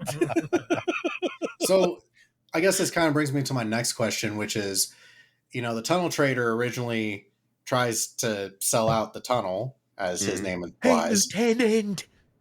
But yeah, he has to go to the deadline, and he's like, I got something to tell you. And the lieutenant's like, then fucking say it. He's like, basically, he's like, I need to yell and narc myself out. Yeah. In Yeah. front of Or I need everybody. to give you a hand job. No, you're good. You're good. Just go on and yell up what you want to say. all right. Like, do you want to jack me off or something, dude? Because I don't know. Go ahead and yell that out. Yeah. I don't know, but the deadline plays a prominent feature in this film, and it's used multiple times where, we have that scene where the psychotic fucking 12-year-olds trick a kid guy into crossing Jimmy it. Carter's great grandpa. Which is not far from the truth. 14, 15-year-olds were definitely there. But then we also have it as a, guys who are like, you know what, I'm fucking finished with being here in Andersonville, so I'm going to cross the line so I can just fucking die already. Like, how did you guys feel about the amount that the deadline was included in this film? I think it covered a very important point in the movie. I think it did well at letting the viewer know, if someone who may not have been educated about the deadline. One thing that I have read amongst all, primary source accounts is all of them mention the deadline, and if not once, on multiple occasions. That was a very well-known thing. It got to it was to the point where there are multiple museums in the U.S. Our military museum has several examples. There were pieces of the deadline being collected by the veterans themselves. That was a heavy hitter, a very strong impact on the veterans themselves who were at Andersonville. Yeah, and it must have been absolutely fucking terrifying to be anywhere near that thing. And I think that in the film, possibly, maybe even in Ransom's account, that it may have been overblown, like, the guys who were up on that wall and what they were willing to do, to take that shot to get those guys over that line or otherwise. But I think there were probably instances where guys fell over the line and they were like, hey, dipshit, like, get the fuck back over the line.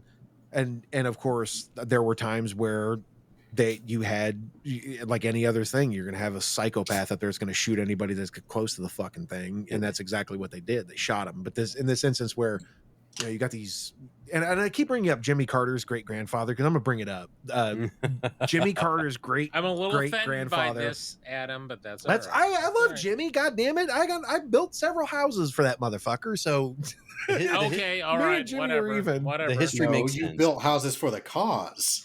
Well, either way, Jimmy was involved. He started the shit. So ipso facto, I built a house for Jimmy. So either way, his great grandfather or great or whatever it was, we could find it, but we're hacks and His kin. So, No. yeah, there you go. Yeah. But his family was there and they were young. They were like these kids and they were up there, and apparently they had a 75 caliber musket is what I read, and it didn't work. And thank God he was never tested, because it wouldn't have worked and he couldn't have shot the son of a bitch anyway, because I guess he didn't have any rounds. So I don't know if that's true, and maybe that's Jimmy Carter, hedging his which in this film, if you have little kids being little a shit. Jimmy Carter Did you just being notice a worse apologist. This tower scene we just saw? Did you notice that the guard had a flintlock? Oh no, fuck no, did he? Yeah. For real? He did. Okay, so yeah, I mean, literally. Yeah, they were using obsolete arms if they were armed. Yeah, and look at his musket. That looks like a brown look Bessie. at the brass. I'm not saying they had brown Besses. Yeah, no that's shit. a flinter. That's who it is right there. That's Jimmy Carter's fucking great grandfather. It wasn't that little turd with the fucked up teeth. It was him. All right, so yeah, there you go. But still, I like I said, the amount and the amount of troops and the quality of troops that they had there in that deadline. I mean, I'm sure it depended upon the person, and maybe there were instances where they kept telling somebody back the fuck up. Yeah, and I'm not defending what they did, and but they were there and they were in a shitty situation. And I'm sure if you got a lieutenant like is in this movie, back up, you Yankee sons of bitches. That's pretty good. Now, Come on, if like we turned it up, that's pretty fucking good. There was one account. It wasn't one of the big hitters. Yeah, I can't remember whose publication. I can't remember who it was. I can see it. In the book, there was one that he McElroy, said that they stayed away several feet from the deadline alone because they were that scared of the guards shooting at them. They didn't even set up their shebangs or their they even stayed, even though that was 2 meters from the wall. They even stayed away from the deadline within the stockade itself, just a little bit of several extra feet inwards, just to not be fucking on around. it. Yeah. Well, right. Dancing on the deadline. I wish I remember reading it. I wish I remember who it was. Yeah. Well, but in the case of that particular scene, I would suspect that the guy, as opposed to announcing that he wants to talk to Captain so and so, no, he probably wouldn't. No, he probably would have come up to one of the Confederates as they're bringing the food in or whatever, and been nonchalant, a little more private about it, as opposed to it's like hey brother, I'm a tunnel trader. Right.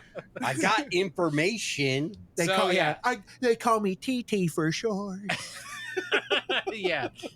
So yeah, you're correct. I think that scene is a little yeah. But like I said, I don't know. But Paul's right. It was prominent enough where these guys remembered it, and then they took mementos from it. I can't remember a history that doesn't talk about it. No, it was all prominent. I don't know how many guys were shot on that son of a bitch, but it was memorable enough to where even in this one where they shoot that dude, they're all like, "Hey, motherfucker!" Well, no, it was effective. Especially if you're staying back and think of the space it cut down. Well, thank you, Paul. You're that's right. It was you effective. you need to learn by example. It did its job. Think of the space that it cut down even further, because you got that pulled in, so you got the deadline, and then you got a buffer zone. These guys gave it a little bit of a buffer because they yep. So you got to be even tighter. They're losing square feet for living space. Probably another maybe acre or two that they're not being able to take advantage of. I would have been happy in Andersonville like its first 3 or 4 weeks of operation. Oh, when you were with Key and the rest of the big boys when it wasn't full. Mess, when it wasn't full. Coming there, walking in, just fucking literally just swinging dicks. Okay, so Paul, you would have been okay, like, having the high ground up there by the, close to the origin of the spring and all that. You're not down by the swamp. Yeah, but they didn't know Providence Spring was there. And if you weren't here's the thing though, is I got a feeling by the time that water got down to that camp from that rebel camp that was above it, that shit already smelled like an anchovy's asshole. Pretty quick. It was probably fucking horrific. That's a oddly specific descriptor. There's another word that I could use for that saying, and I didn't use it, and it starts with a C and ends with an unt, and so I won't even go into it. There was, to give credit to the prisoners and the Confederates, there was a dam system established. Yeah, and there was a sluice. So on the thinking of the map in my head, so like on the eastern side of Stockade Creek, they actually built a small dam where it would backfill the water, so they could flush but then they could use the crapper on that very far side closest to the stockade outwards. Yeah. So there were efforts made for sanitation, but when you're talking at one point 34,000 men at one point, it's not going to handle it. But yeah, and that's the other thing about the photograph. Well, then the problem was because they had to build a stockade to hold them in. The stockade was blocking the damming effort and the sluice effort that they made. The film touches. Well, thank you, Sergeant. Galladay, CSA. For your engineering expertise. That's his new fucking Sergeant Galladay, CSA at your service. Coming to the defense of very Captain welcome. Works. Very welcome. Sorry, John. Go ahead, man. I was going to say you're coming. You probably were for the defense of Captain Wirtz. Not a We tried, you motherfuckers. 50-50. There is no law here. 50-50. The guy was an ass, perhaps, yes.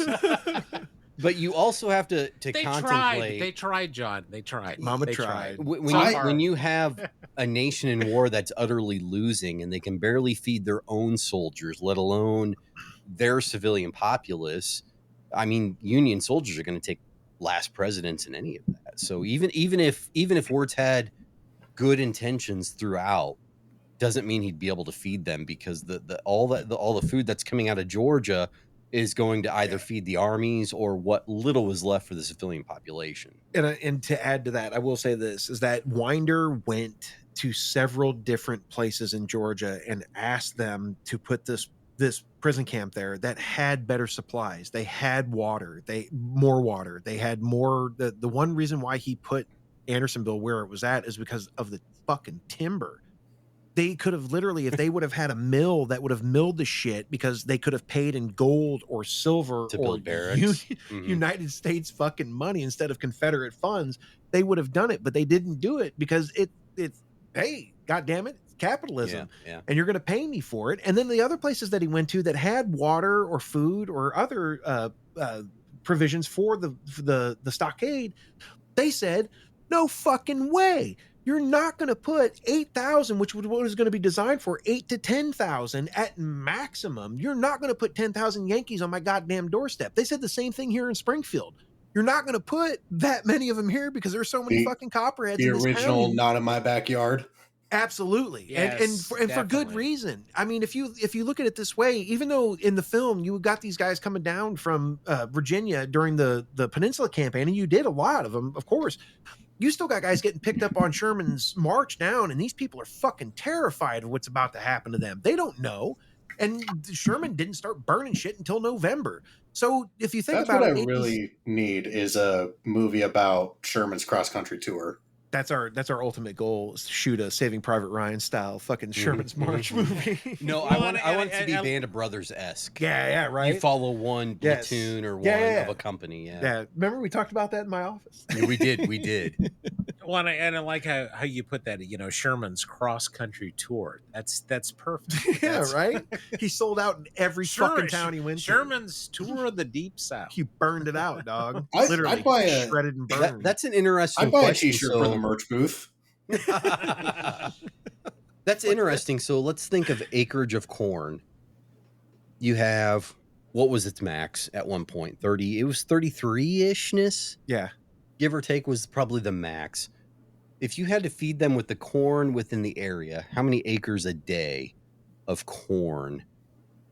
Shit. In that checkerboard pattern, the way they used to do it, all tight. And you got to remember the ground there is not good for the soil's horrible there. Yeah, sandy as fuck. You're thinking even Clay. they were looking for a place where they could feed prisoners away from Richmond and get them away from the population, but they really chose an agriculturally poor area Dog of shit. Georgia where you wouldn't even be able to get basic grain in to feed these men. No. And what you were able to get in, it was exhausted quickly Well, and by acreage. well, and even the Confederate garrison they were equally poorly fed.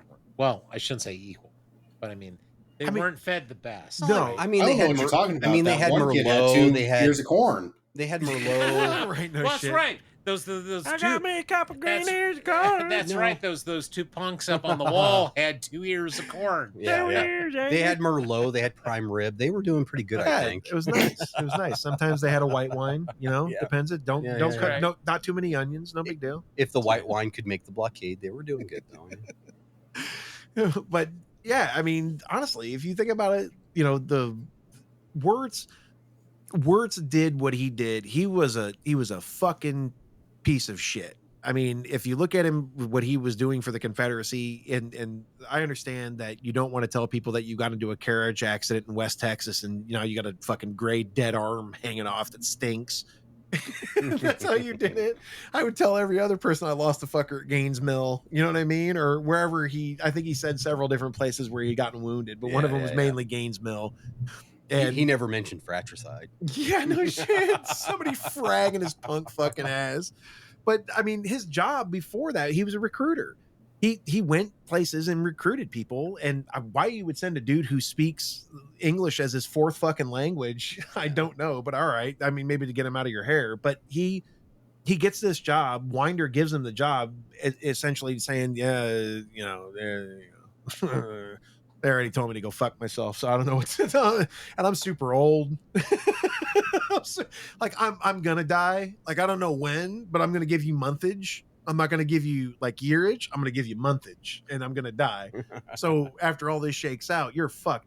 But other than that, and then it kind of, you know, when he says that shit to William H. Muffman, where he's like, give us, and he starts getting all weirdly sexual with him, and he's like, give us the thing and put it in your report. Maybe That's if I had the a only promotion. That's it. That's what he starts. Maybe if I he had a starts promotion. politicking him for like oddly in his personal space for a fucking promotion. Like, hell, I got you in my personal space. I love that scene because I was like, that is the only time that I honestly had any ounce of respect for Wordsman. Is Words. Words. I know you want to say Wordsman, and I always do too, but it's words. It's Verts. Words. The W Verts. Yes. Fucking Is- Can you imagine the sack it takes to ask for a promotion after you just got your ass chewed? Exactly. He was a turd. I mean, honestly, After you've just been told that the installation that you're running is just like a total bag of shit. And it's just like, but if only you would give me a promotion, I might have more influence and get more support. yeah.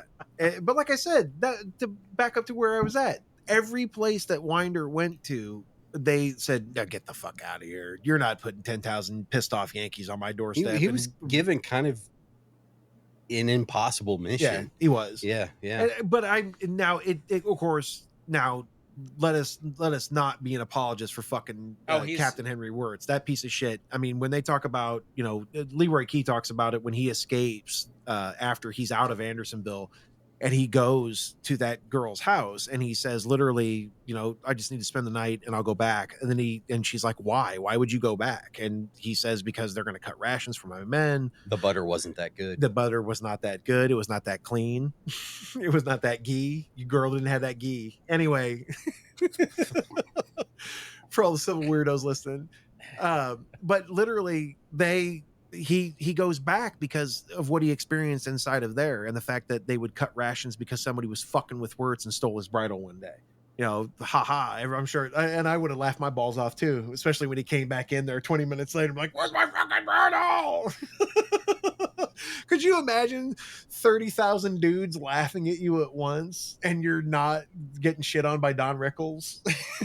I mean, that kind of brings me to my personal favorite scene in this movie, because you mentioned the fucking with Wirtz.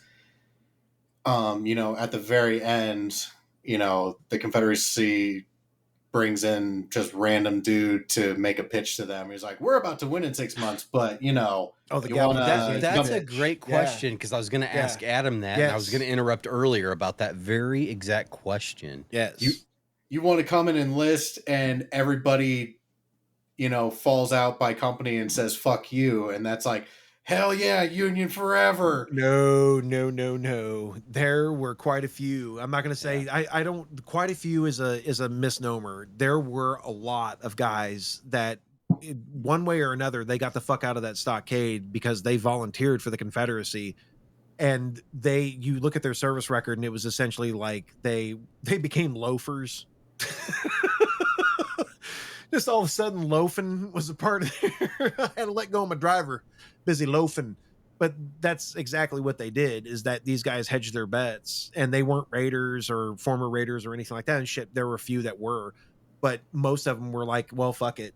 And taking an oath of allegiance to a country that doesn't exist, to literally get out to sit on your ass to get a couple of extra, spoonfuls of meal. They did just watch a trial where they said there is no law here because the Confederacy is not a real country, so therefore. Yeah, I you know what? that is somebody we should bring in on this. I should get a hold of my friend David, but he's a big pain in the ass, and so I won't. Are you talking? We're talking about the trial now, where he says there is no law. Yes, exactly. And here's those real dead guys again, because we were talking about the CGI in this movie earlier. Doc said it was, not as advanced as it is now, and there were all these dead dudes laying there, so they literally got dead dudes. No, Josie had it right in that scene, in the trial scene, where they're arguing about there is no law versus no, I disagree. Yeah, I mean, even in modern conflict, we're trained in what's called the rule of law. And if you have superiors, a sergeant or a lieutenant above you, you still fall under their command. So they're yes, this is before that kind of that modern.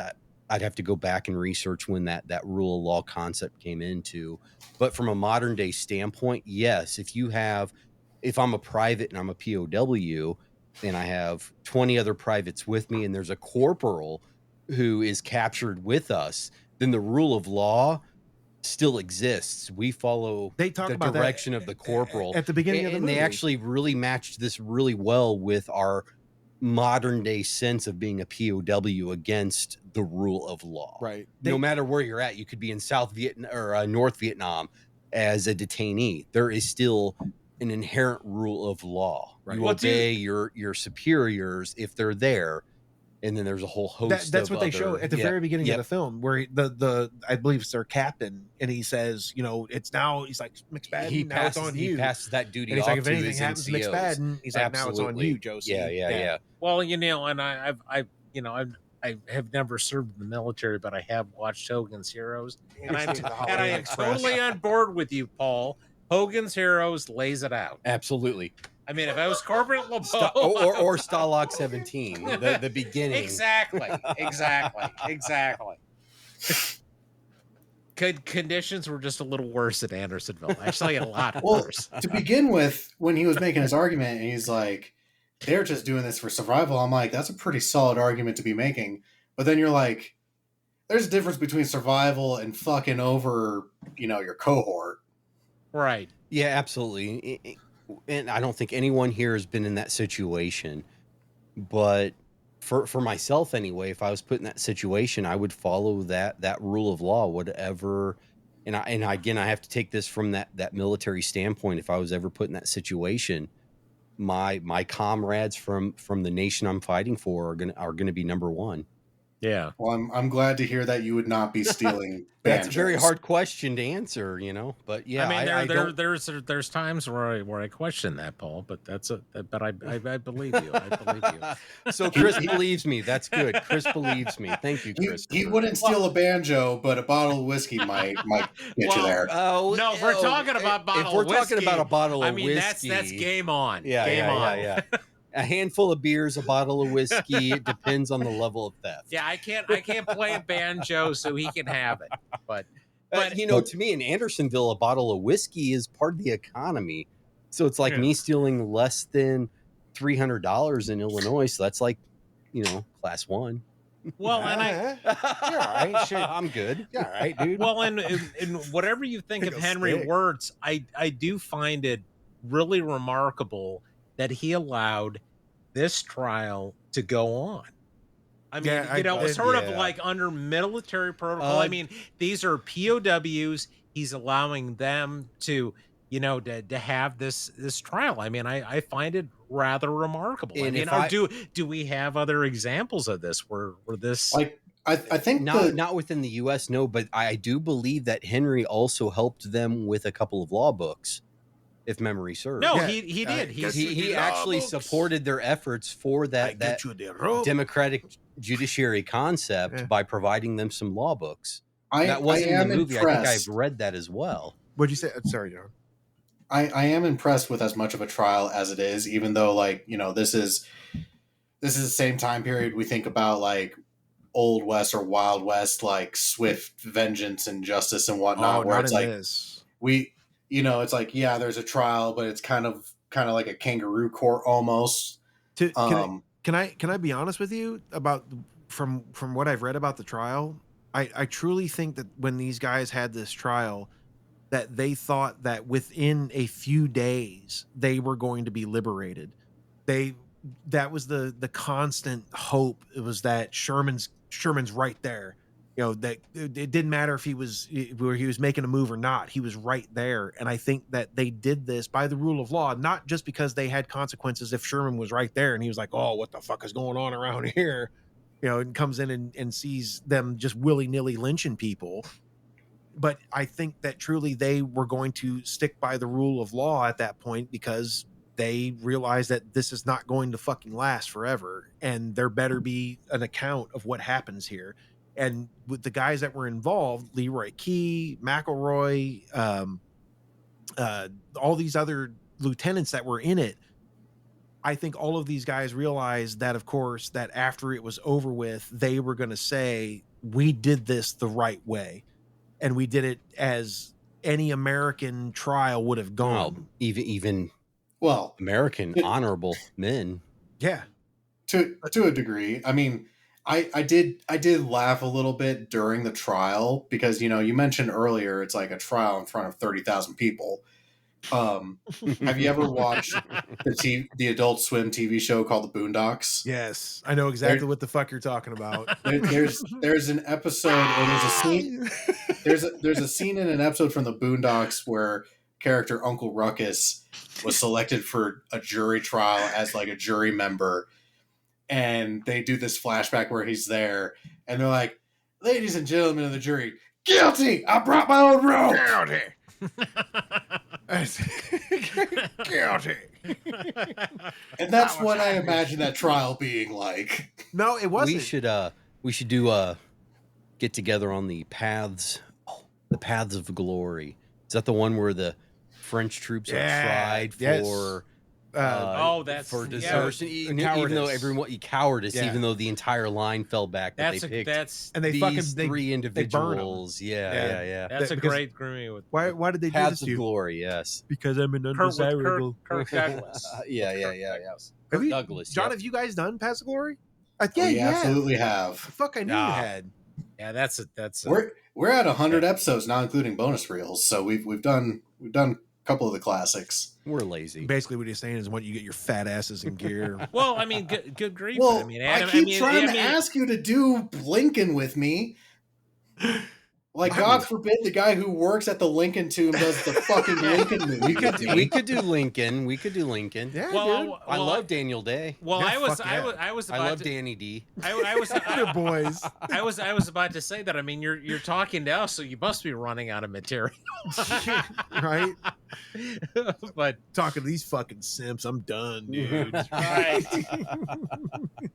No, you should pin Adam down on Lincoln. Yeah. Yeah, man. I will. Like I said, that's why I got this one done, because before we leave here, we're gonna figure out when we're gonna fucking do Turchin girls. So let's get Okay. that done. When I saw Adam's message, I was like, I swear to fucking God, if he says he wants to do the other Hunley movie, I'm The other The sequel to the Hunley, Electric Boogaloo.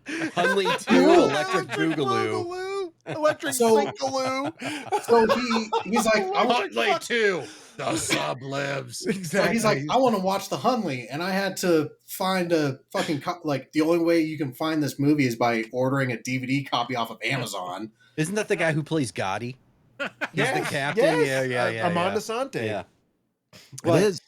anyways, as I was originally trying to find the TNT version of it, there is there was another movie that was made by a. It's on Amazon for free. It is rated 0.25 stars. And I shit you not, it That's is the like hotels just, I look for. it's just it's very obviously just like 6 old dudes from South Carolina who have a boner for the Hunley who just pooled their money to make this movie. Were they like literally like, oh, if we die for the Confederacy. Did I know this is in Andersonville, but we'll go Hunley. We're talking Hunley now, right? Yeah. All right. I did a Shiloh reenactment. I can't remember what year. When they raised the Hunley. Like, Oh shit. aught. When they make the 07? movie 07, 08. Oh no, the movie came out. John, what year was it? Like 98? When would they have gotten Dixon's coin? Yeah, the movie was made in 98 because it was post it was being older. found, but pre it being raised. When did they get the coin? It was another TNT movie, Chris. When did they get the coin? Shit, I don't remember. It was when it was after they brought it up, and that was when they found all the shit inside. Yeah, right around that same time frame. So it was like 09, like maybe 10. Did a Shiloh reenactment, and I think I was maybe a senior in high school, so 2000, maybe 01. We were doing a reenactment in Shiloh, and they had a special exhibit on the Hunley because it was just raised, and they had Dixon's coin on display so that you could walk through a tent and see this. You know, If they had it in public, I'm surprised it wasn't covered in. They did. No, apparently it was his coin Under armed guard or something. It was under under glass for sure. It was under a Confederate reenactor armed guard. Oh! And I remember this Yes. distinctly. So it's been so many years.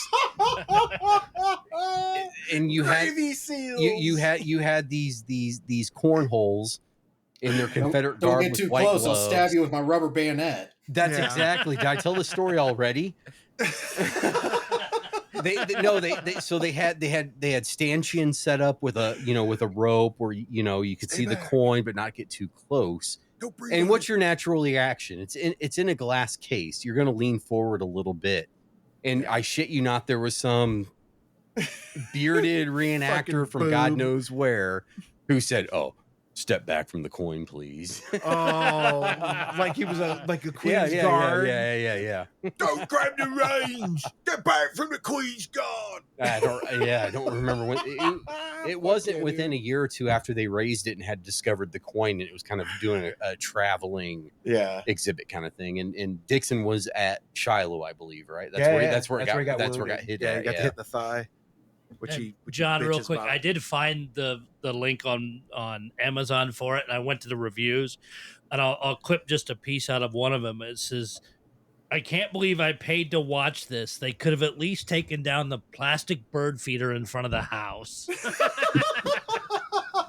Oh fuck yeah, dude! We have to do it's that one free next. now. That's next. We have to do Hunley Deuce. Electric Boogaloo. Hunley Deuce. Electric Boogaloo. 1.8 out of 5 stars. Oh fuck, dude! There's like HPV medication that gets a better fucking rating than that. Actually, I think HPV gets a better fucking rating than 1.8 fucking stars. Oh, that's bad though. But if you think about it, they didn't have the budget that TNT had. I mean, you got a couple of chuds with a bathtub and a floaty trying to make the fucking Hunley. I can understand. Like this movie though, like we're looking at it right now. These guys had these are full shebangs. That's what they call their dugouts.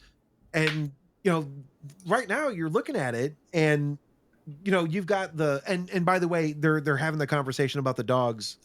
It's this My dogs will get you. Thank you. That guy. All right. So I brought it up. As I said, that's the reason why I brought it up. I've seen this movie probably 40 times. That guy, he has, he's the only one in this movie with that accent. It's very odd. It's several different European nations jammed into one, like Wirtz. You know what I mean? Like he's Swiss. Is he Germany? Is he kind of French? Like where the fuck's this guy from? Wikipedia says he's from Czechoslovakia. So. Oh yeah, Janska is okay, but I'm saying the dude who plays the guy. Shit, I don't know what his name is in the film or the character's name, but he's the one that has the conversation with McSpadden. If you've ever seen the film Miller's Crossing, yes, John, No, you've Sorry. never seen Miller's Crossing. no. All right, you're officially you're out. You're done. What? We're done. I'm just kidding. I run a fucking movie podcast. No, you need Miller's Crossing, great Coen Brothers film. Check it out, dude. You need to see It's it. fucking You'll great. love it. You'll love it. It is. It is. I don't know. Does it fall in our purview? Do you want to do that next with us? Or No, Call it a war movie? Yes, it is. I mean, technically, Well, if it you really is. want to get It's urban warfare. it's a fucking war movie. They're at war. So, yes, you know what? Yeah, John. Okay, Absolutely. Okay, to be honest, we might be stretching that a little bit. No, but anyway. that's not true. Okay, so Miller's Crossing. well, we did South Park 2 weeks ago, so Well, that's No, not at all. well, Why are they getting a war? There's gang war. 1920s gang war. I didn't realize gang violence was a war. No, well, I mean, technically, I mean they. we do still need to do Gangs of New York. Oh, Because Did you hear our collective Oh my erections? you know, gang war plus on it's that civil side war. of the table, Right? yes. Oh, see, it's a whole different story. thank God Cameron Diaz made that movie. Oh my god! Speaking of Gangs of New York, so you remember back for St. Patrick's Day, we did. You know, I shared that clip from Gangs of New York of Mhm.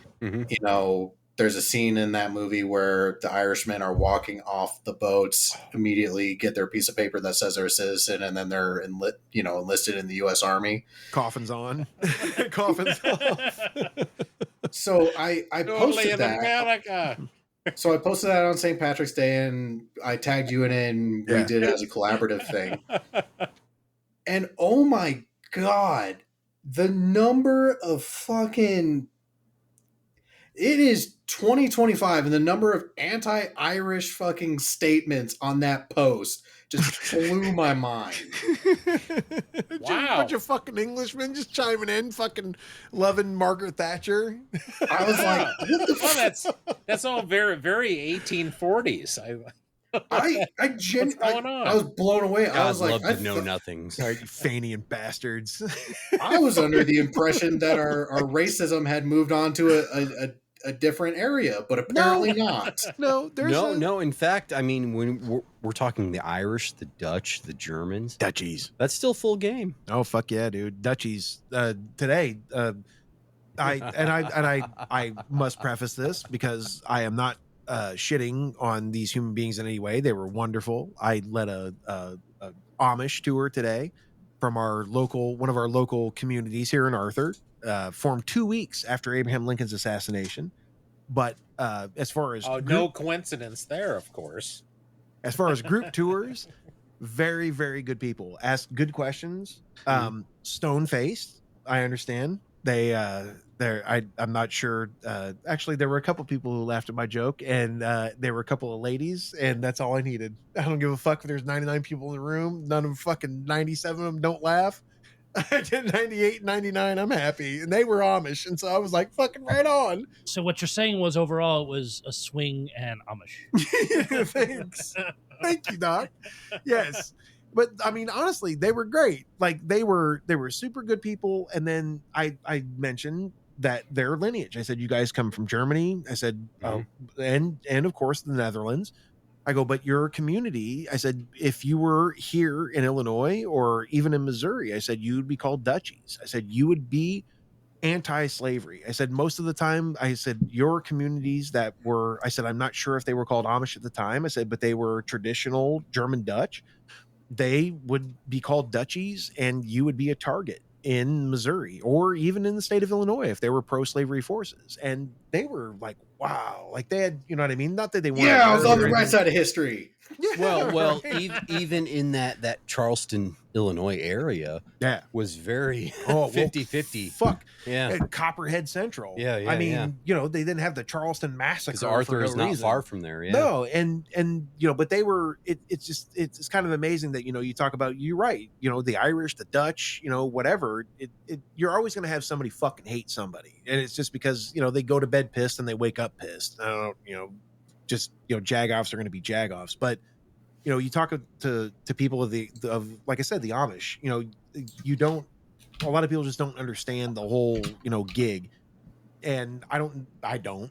either. I'm not going to pretend I do, but the fact that, you know, their community still gets shit on by other, like the Mennonites. You know what I mean? Like, oh, well, let me tell you something here, Jacob. It's a little bit different over here, thee. Right now, Listen watching here, the movie, Hezekiah. Adam. Right now, Adam, we got Limber Jim, Mm.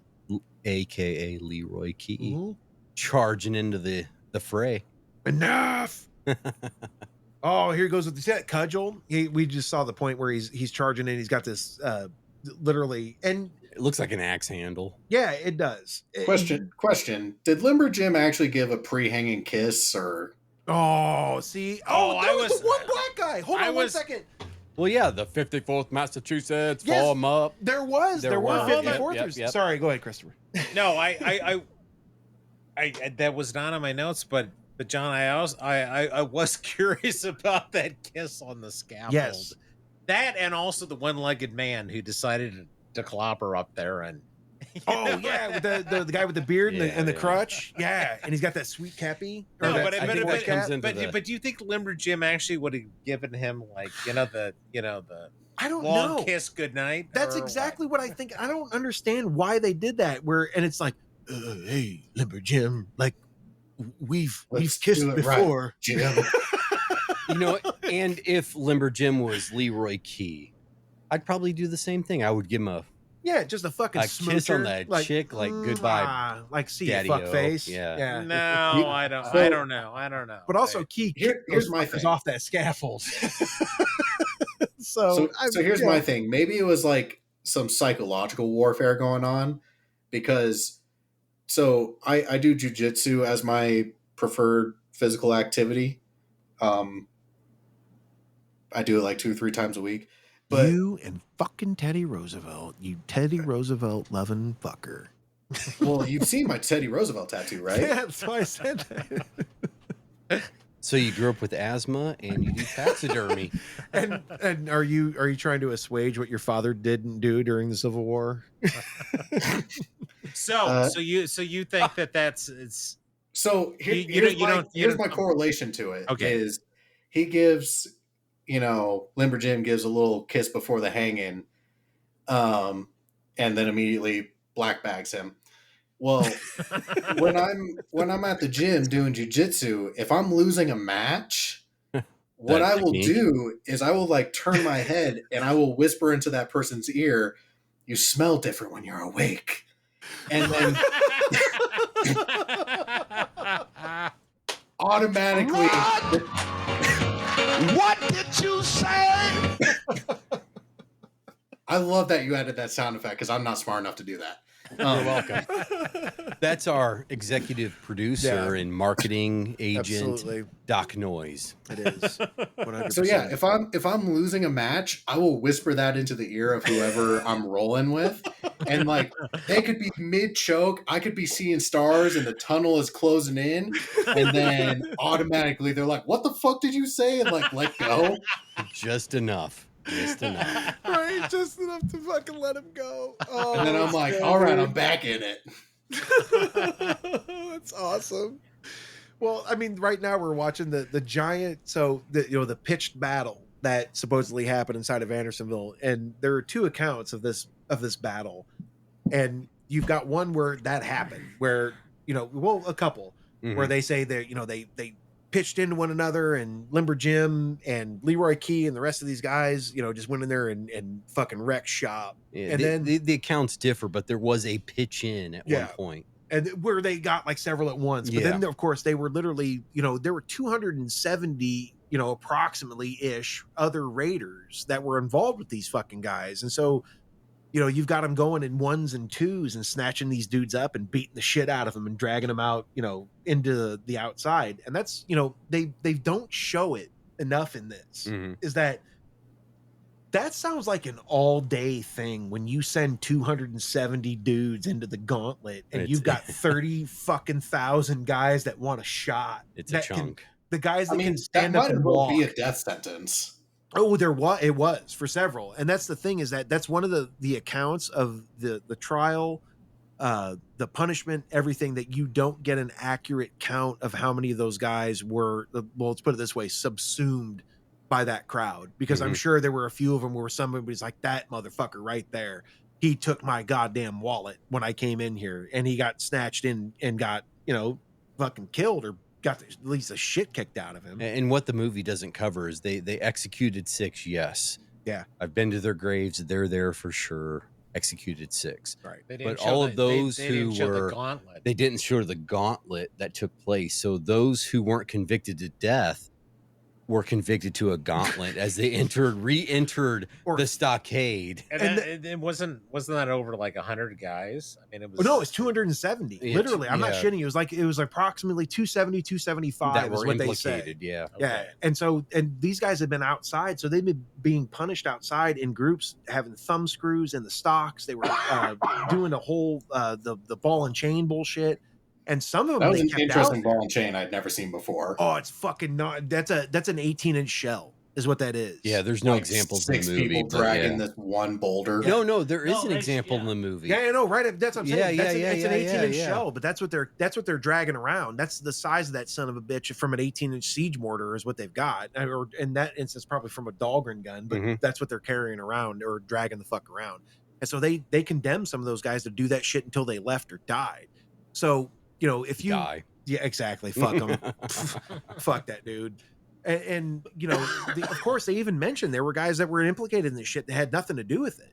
I mean, they were like, whoa, some guy had a hard on because of whatever reason. They were like, that fucking guy right there, he was involved in this shit. And so they had to go through some of these guys, and some of them, of course, got lynched up in it and got fucked. But, when you're wielding a sledgehammer, what are you going to do? And the fact that afterwards there were still guys inside of that prison that wanted to kill Key, McElroy, and the rest of these guys.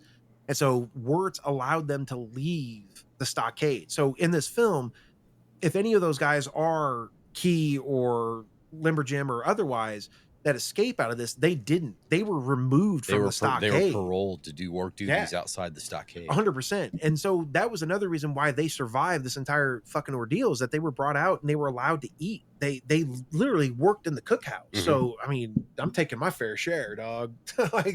I love my comrades that are inside there, but I already literally stopped them from being murdered and robbed. And I think we're cool. And they were, but Key also seems like a type of sergeant that literally was a hard ass quartermaster sergeant, was like, no, they get this, everything is accounted for. And especially when he goes and he escapes later on, where he has to go back, and he goes back because, like you said, because of honor, but also because I think he's empathetic, and he's like, I'm not going to take what these guys fucking need, the same thing I do. But either way, I'm not going to say a couple of ginger snaps didn't fall into the fucking didn't fall into the bread basket. But yeah, when I was last there and made it, what do they call it? The Star Fort? Yeah. The artillery was at. There was a fear that isn't quite in this movie that I would have liked to have seen. Good point. There was a fort called the Star Fort. Yeah. What was it called? I thought you were about Star to say Fort. Stahlhelm. There was a fort overlooking the stockade, and I've been there and I've looked over the ground, and they had artillery pieces in this Star Fort, and it's elevated above the stockade. And one thing I wish they would have maybe have gotten into in this movie is that Star Fort and how the artillery covered any possible approaches or escape approaches from that fort. So if there was a mass insurrection within the stockade, they could have creamed them definitely with canister shot. Oh, and easily. I prefer the word riot. Insurrections for traitors. Oh, fair enough. Yeah, We'll take that. Good point. I like your style. I see where he's your leaning. fucking style. Yeah, okay. I like your style. Sorry.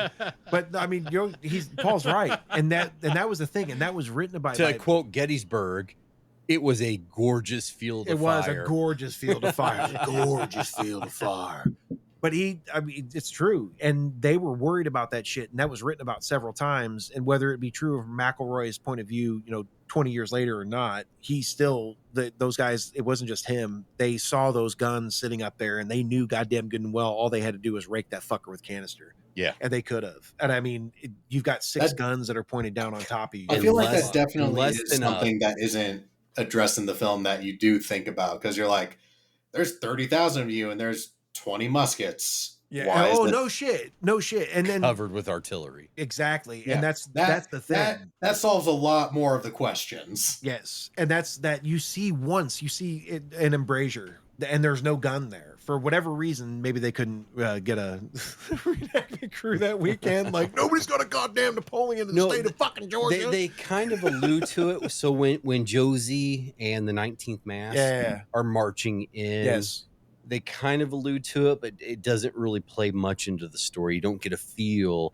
as to the artillery emplacements through that scene. Yeah. Well, and then the Star Fort was just one of a number of artillery Yeah, placements around. There was a cluster to the around the northwest, and camp. then And of course, there were other forts that pointed out that were there to protect against any kind of the Star Fort was probably a fort. The other were just emplacements around it, but still, but they had it covered from all the angles. They did. Fucking over. And that so was whether you're talking about a grape, canister or grape shot, both. I mean, they could have or shell. Holy Christ! And really, from the Star Fort to the South Gate, 75 yards. Oh yeah, give or take. And with canister, or grape, that would not have been pleasant. Or K shot, like I said, you throw K shot in there and low trajectory. Yeah. Oh, that's ugly. And that was one of the fears. And of course, then when they expanded it, they knocked down that wall to open it up to other prisoners. Essentially, when they knocked down that wall, they were like, "Look!" Yeah. In the words of that shitty lieutenant, "Look up there, you Yankee sons of bitches!" Put all the guns on that breach. Exactly. Yeah. But yeah. Now the key question of the evening, everybody's favorite question. What are you guys drinking? Shit, several things. Paulie, what do you got? Sierra Nevada. Big. Oh, that's right. Surly Nevada's Sierra. Stinky dick IPA. Big little thing IPA. I'm trying to make up. Yeah, Adam is not a big fan of the garbage. And Christopher here has water. steak, eggs, and that's steak, taters, and gravy. Thank you. Steak, taters, and Thank gravy. you. In a can. That's stag beer. A tradition, golden quality since 1851. Mr. Adam here is having Yingling and Pabst. Okay. Pabst. And I'm about to jump over to what do you call it near us?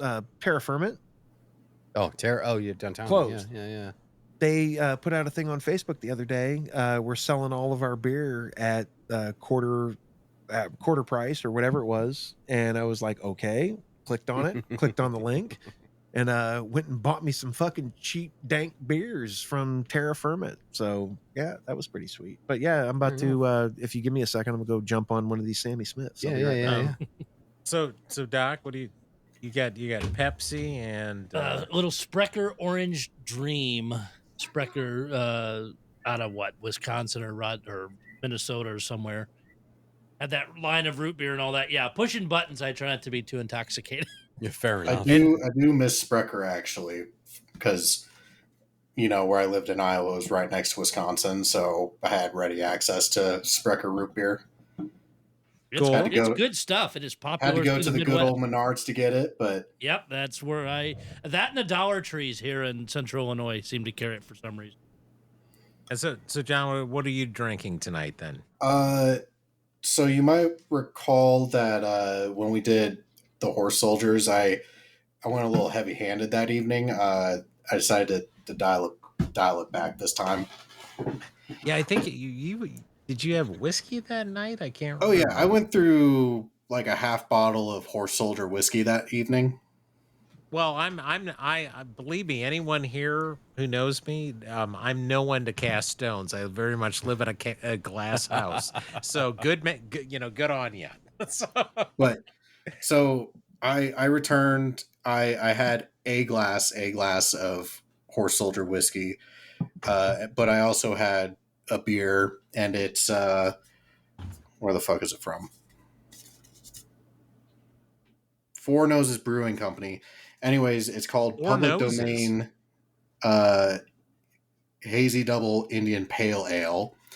But it's very funnily because you might have heard Disney lost the copyright to Steamboat Willie. So Steamboat Willie. Toot toot. So this beer company created a beer using Steamboat Willie, and it's just called Public Domain.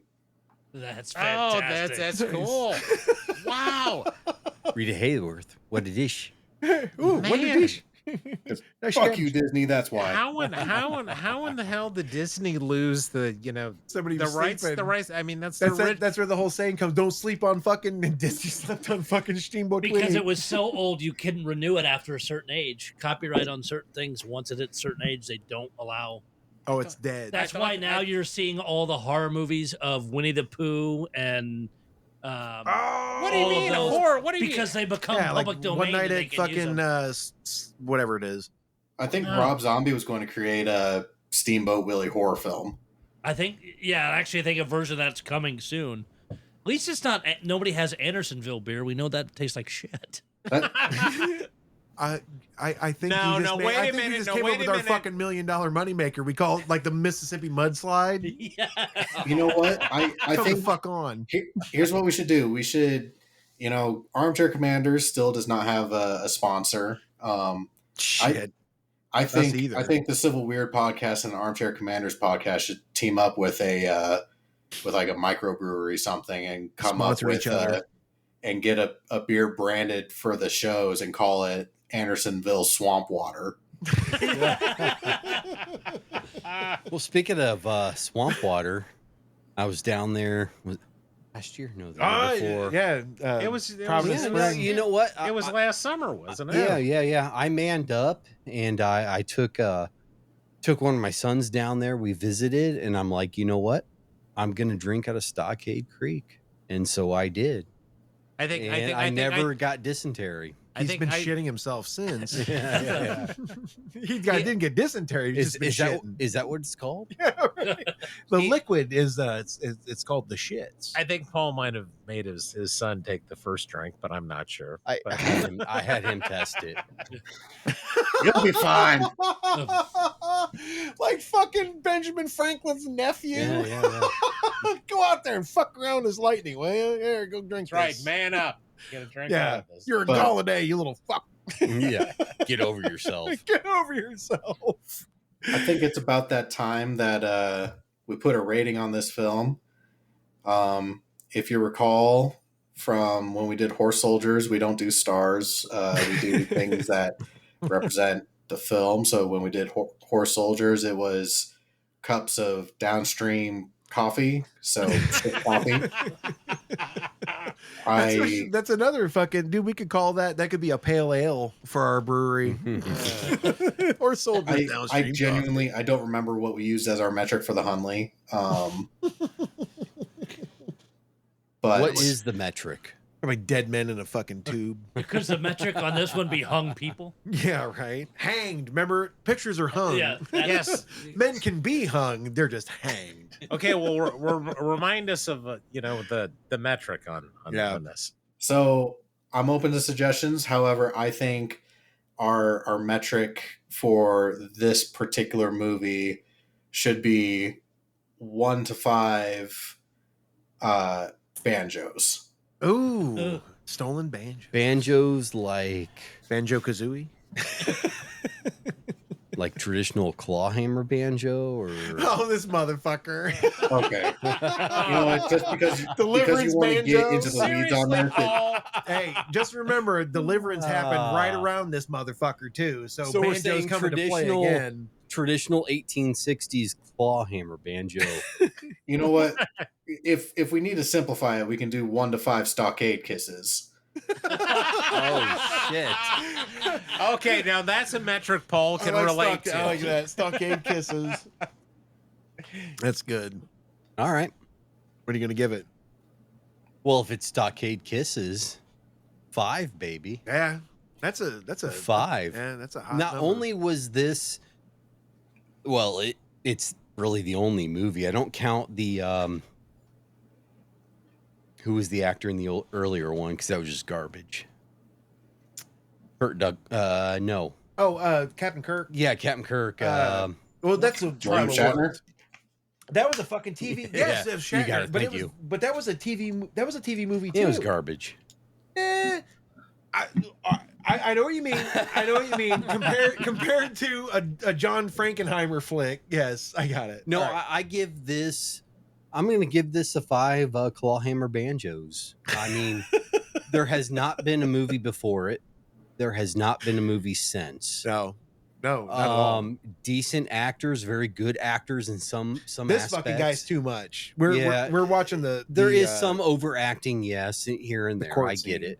Yeah. Oh no! That guy there, the defense attorney. Yeah, I mean, he represents the American legal tradition. does. No, You know, he's John Adams-ish before the fucking John Adams miniseries. and actually, just it's a good thing, you know, John, that this particular scene, you know, it's sort of the defense, you know, opening statement and all that, based on his remarkable oratory and Paul's. he you gave know, it that traditional American. You know what? I'm gonna. judiciary, I was gonna give it a 4, but I'm gonna give it a 5. I like a 5. You know, because I've got some minor issues with this film, but I do think that it sort of captures, you know, a wide spec, you know.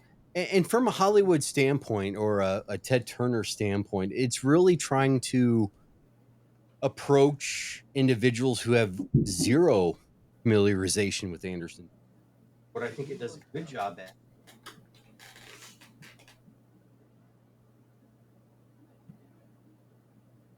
Adams like totally destroyed our. I our stopped sound system. I stopped hearing myself. Yeah, I know. Yeah, whatever happened there. But What I think it does a nice job at doing is tying in the multiple historic primary sources within one movie, and that's hard to do. That's very hard to do.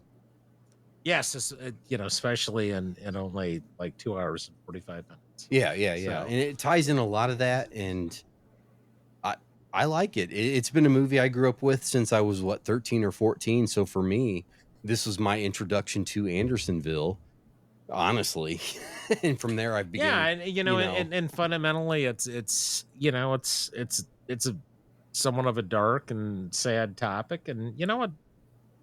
Like I said, I was going to give it a 4. You persuaded me, Paul. I think it's a 5. I'll give it a 5 From a movie those standpoint, banjos. I think it's a 5 for what it is. Okay, Doc, what do you say? I mean, all those points are fantastic. The lengths that He's going to shit on it. He will. Actually, no. He will. The lengths that they go, and you he's mentioned he's a pro Hank. you mentioned TNT and all that, and I did again while we're doing this tonight. Looked up TNT in the '90s, cranked out so many movies. They were a like powerhouse. this, like Gettysburg and other stuff, and it was because Ted Turner had a shitload of money and loved the Civil War in this period, so that's why they spun all this stuff out. I don't think you'd have had a film done this well if somebody else would have funded it. No. But no, I In think the it 90s, actually. no, absolutely. I mean, not. it, like anything else, it misses some things and stuff like that. But no, I think it's a great one. And like And- Paul said, there's not been. I know there was the trial stage play that was done like in the '70s, but this has been it. Yeah. And I think it was done overall done really well. And it's not CGI, So 5. it's not CGI, which I really like. You Right. watch Lots of, I mean, you real watch dead Masters of the Air and it feels fake. the naked This guys one, bathing it does in the not shitty feel water fake. were completely real. until later. And That's I, my favorite guy, by the way. The guy with the spoon hitting people. Oh yeah. All right. Yeah, So- he's the guy. So what are you going to give it? I got to stick with 5 too. Okay. All See, right. we go around the table with that. All right, Adam. Adam. Okay. So I'm going to say, based on this film, because when it came out, like I said, I read the book before, the year before, and then I watched the movie. I thought that it stuck to the film, or stuck to the novel or the book very faithfully, except for the whole Gleason, meeting up with that lady type of thing and basically making children like, I'm coming back after the war. So let's get together and refilm this, but as like an X, maybe? Yeah. I mean, they could, but here's what I'll give it. I will say this. I will give this movie 4.5. That's what I was waiting for. I'm gonna give it. Oh. I'm gonna give it, I was waiting for the guy who's gonna say 4.5. You better tell us why. and it's because of those scenes with the fucking train at the beginning. Oh, Ever Oh, the since model the set? very, you weren't going to say the sack coats. no, not their heavy ass sack coats. So I'm- you're not impressed with the Tuk Tuk Railroad? that they're No, showing? I'm not shitting you. When I Shining was a Time kid, Station looks better. ever since Adam, this is pre CGI. I get it. They tried. I know, but here's the thing. I watched movies from the 1940s where they blew up fucking full battleships, and they looked. I That's didn't know. because they were there. They know these were fake. It was You 100% find me a fake. 120 locomotive in the 1990s that works. I will. You know where? In New Berlin, Illinois. If you would have gone out there to the Sangamon County Fair in June of any number of years, Teddy didn't have that budget.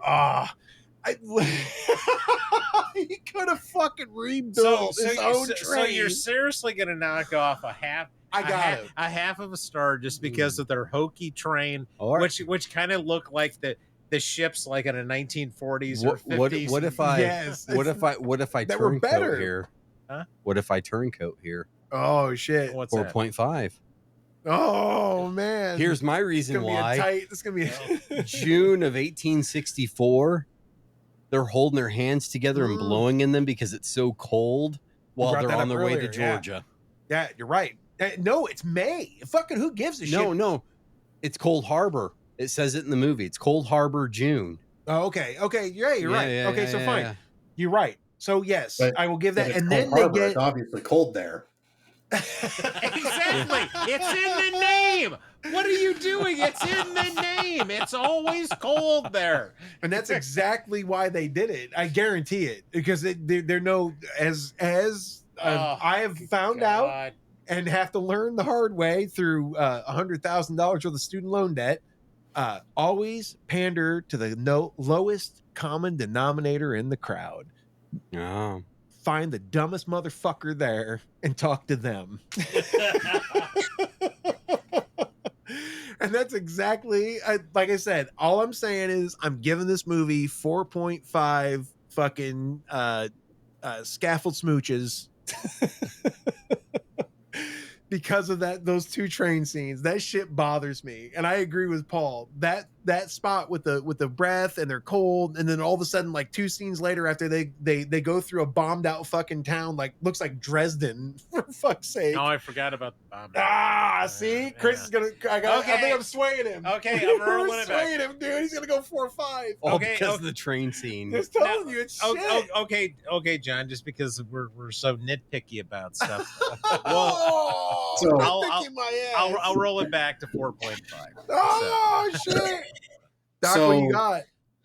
For me, As much as those pieces are, I'm sticking with my 5. Fair enough. Mm. Salad.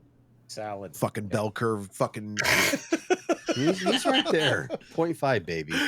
so for me, this is a long movie, but it's kind of par for the course Oh. for TNT Civil War movies. For as Well- long as it is, it doesn't feel that long. Like it is a movie you can watch, and it kind of just flies by. Yeah. That being said, like Just this is just like being in Andersonville. Just Yeah. time flies. Time right flies. by. Oh, when you're having fun. Right. Okay, sorry to interrupt. Sorry.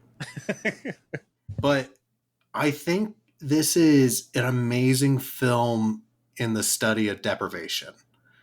Like it is an absolute like gut punch seeing all the different things that these guys go through. And I think like one of the biggest things that really hit me in this movie is like there's tons of shitty things that happen to these guys.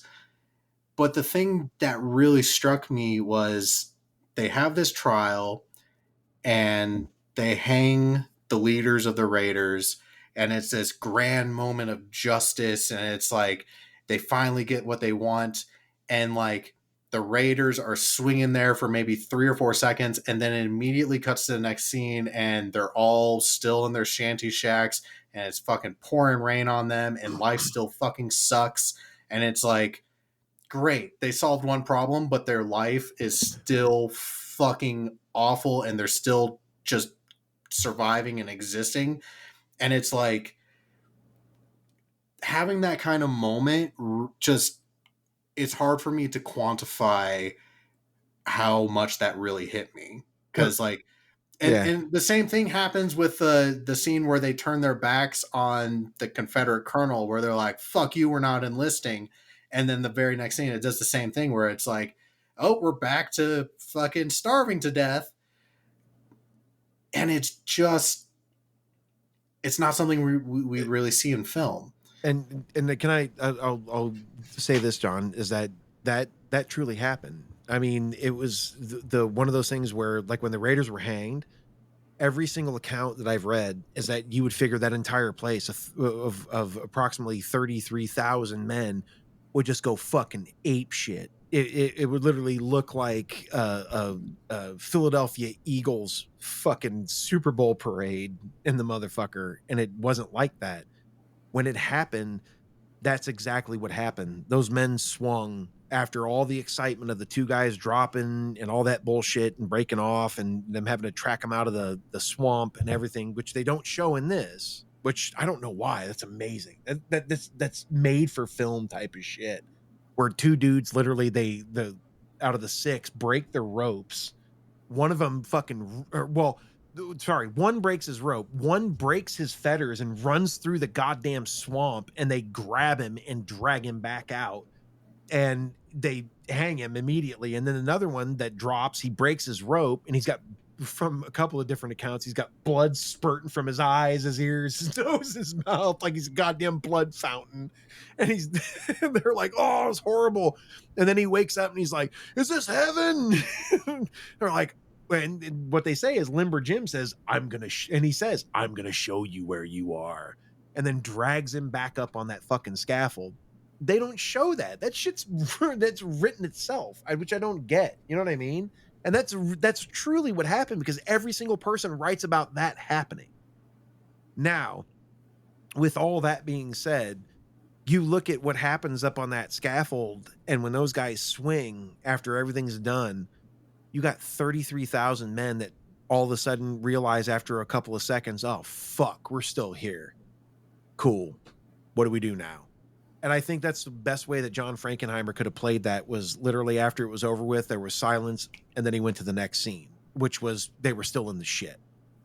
But one of the ways that I think I would have done it differently, and this is me and my film expertise, over here talking all this shit, but I would have shown that.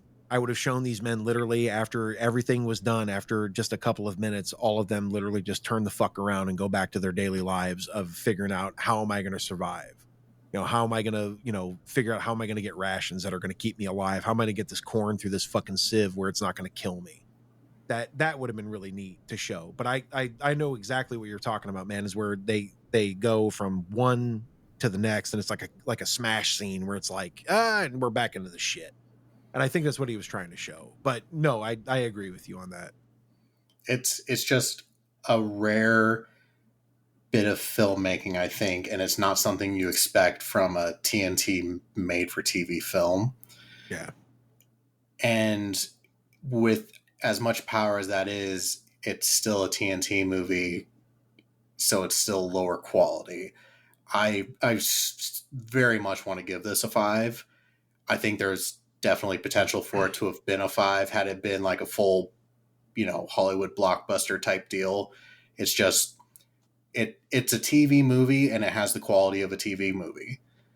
So for that reason, I will give it 4 stockade kisses. Hold up. Wow. Super low. Right? Damn. Hold up. I'm not finished. Hear that whirring sound? It's John Frankenheimer spinning his fucking grave. He's not finished. He's not finished. Sorry, John. Go ahead. 4 stockade kisses, an ear of corn, and 3 buttons. Nice. An ear of corn and 3 buttons. That's which good. Equals, for those keeping track at home, 4.75. And just imagine what you might have given it if it had only gone on for 5 hours, where we could have, Oh, yeah. fleshed things right? out. Really got things. Yeah, exactly. Right. I'd Fleshed still out. watch it.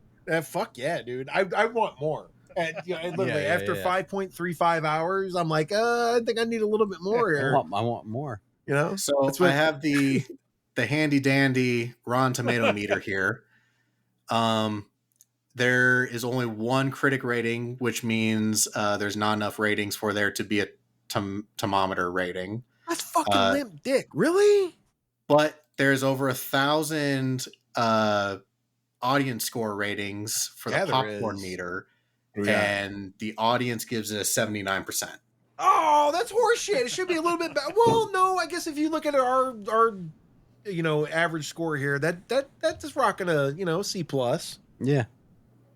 But I think it's better than a fucking C plus. I really do. I you know what? Fuck that. I'm giving 4.75. I'm changing my rating. I'm getting us into fucking B minus rating. Now you're just matching. You're going to give Right. it 4 stockade kisses, an ear of corn, and 4 buttons. That's right. I'm getting my letter out, dog. John, we have another movie. Yep. Yeah, we do. And, Wicked Spring. Oh, I thought you just meant like Wicked, as in the musical. Because it's fucking yes. because there's a war in that fucking. it's fucking wicked awesome. film too. Wicked Spring. Yeah, it is. It is, and you're right. It is wicked awesome. Have And you ever heard of it, John? I think it is in YouTube right now. Oh yeah, no, and actually, you know what? Here, let's. I think it is on Mark Bezos's fucking bullshit, or Jeff. I get Mark Jeff Zuckerberg Mark, and Jeff fucking Bezos, two cocksuckers. They're that one in fucking- this. They're one in this. right? Two assholes I don't give a shit about till they're dead. But that is our review of Andersonville, the Civil War epic. Adam, if you got anything you'd like to share as far as social medias or anything that your podcast has coming up, the floor is yours. Awesome, man. Thank you. I appreciate that. And thanks for having us on again, John. We really, this is fun as fuck. I think both times that we've done this, and well, me now 3 times, because, shit happens, but that all times have been fun, man. It's been great. We really appreciate it. And of course, we really appreciate you being, a champion of our podcast too.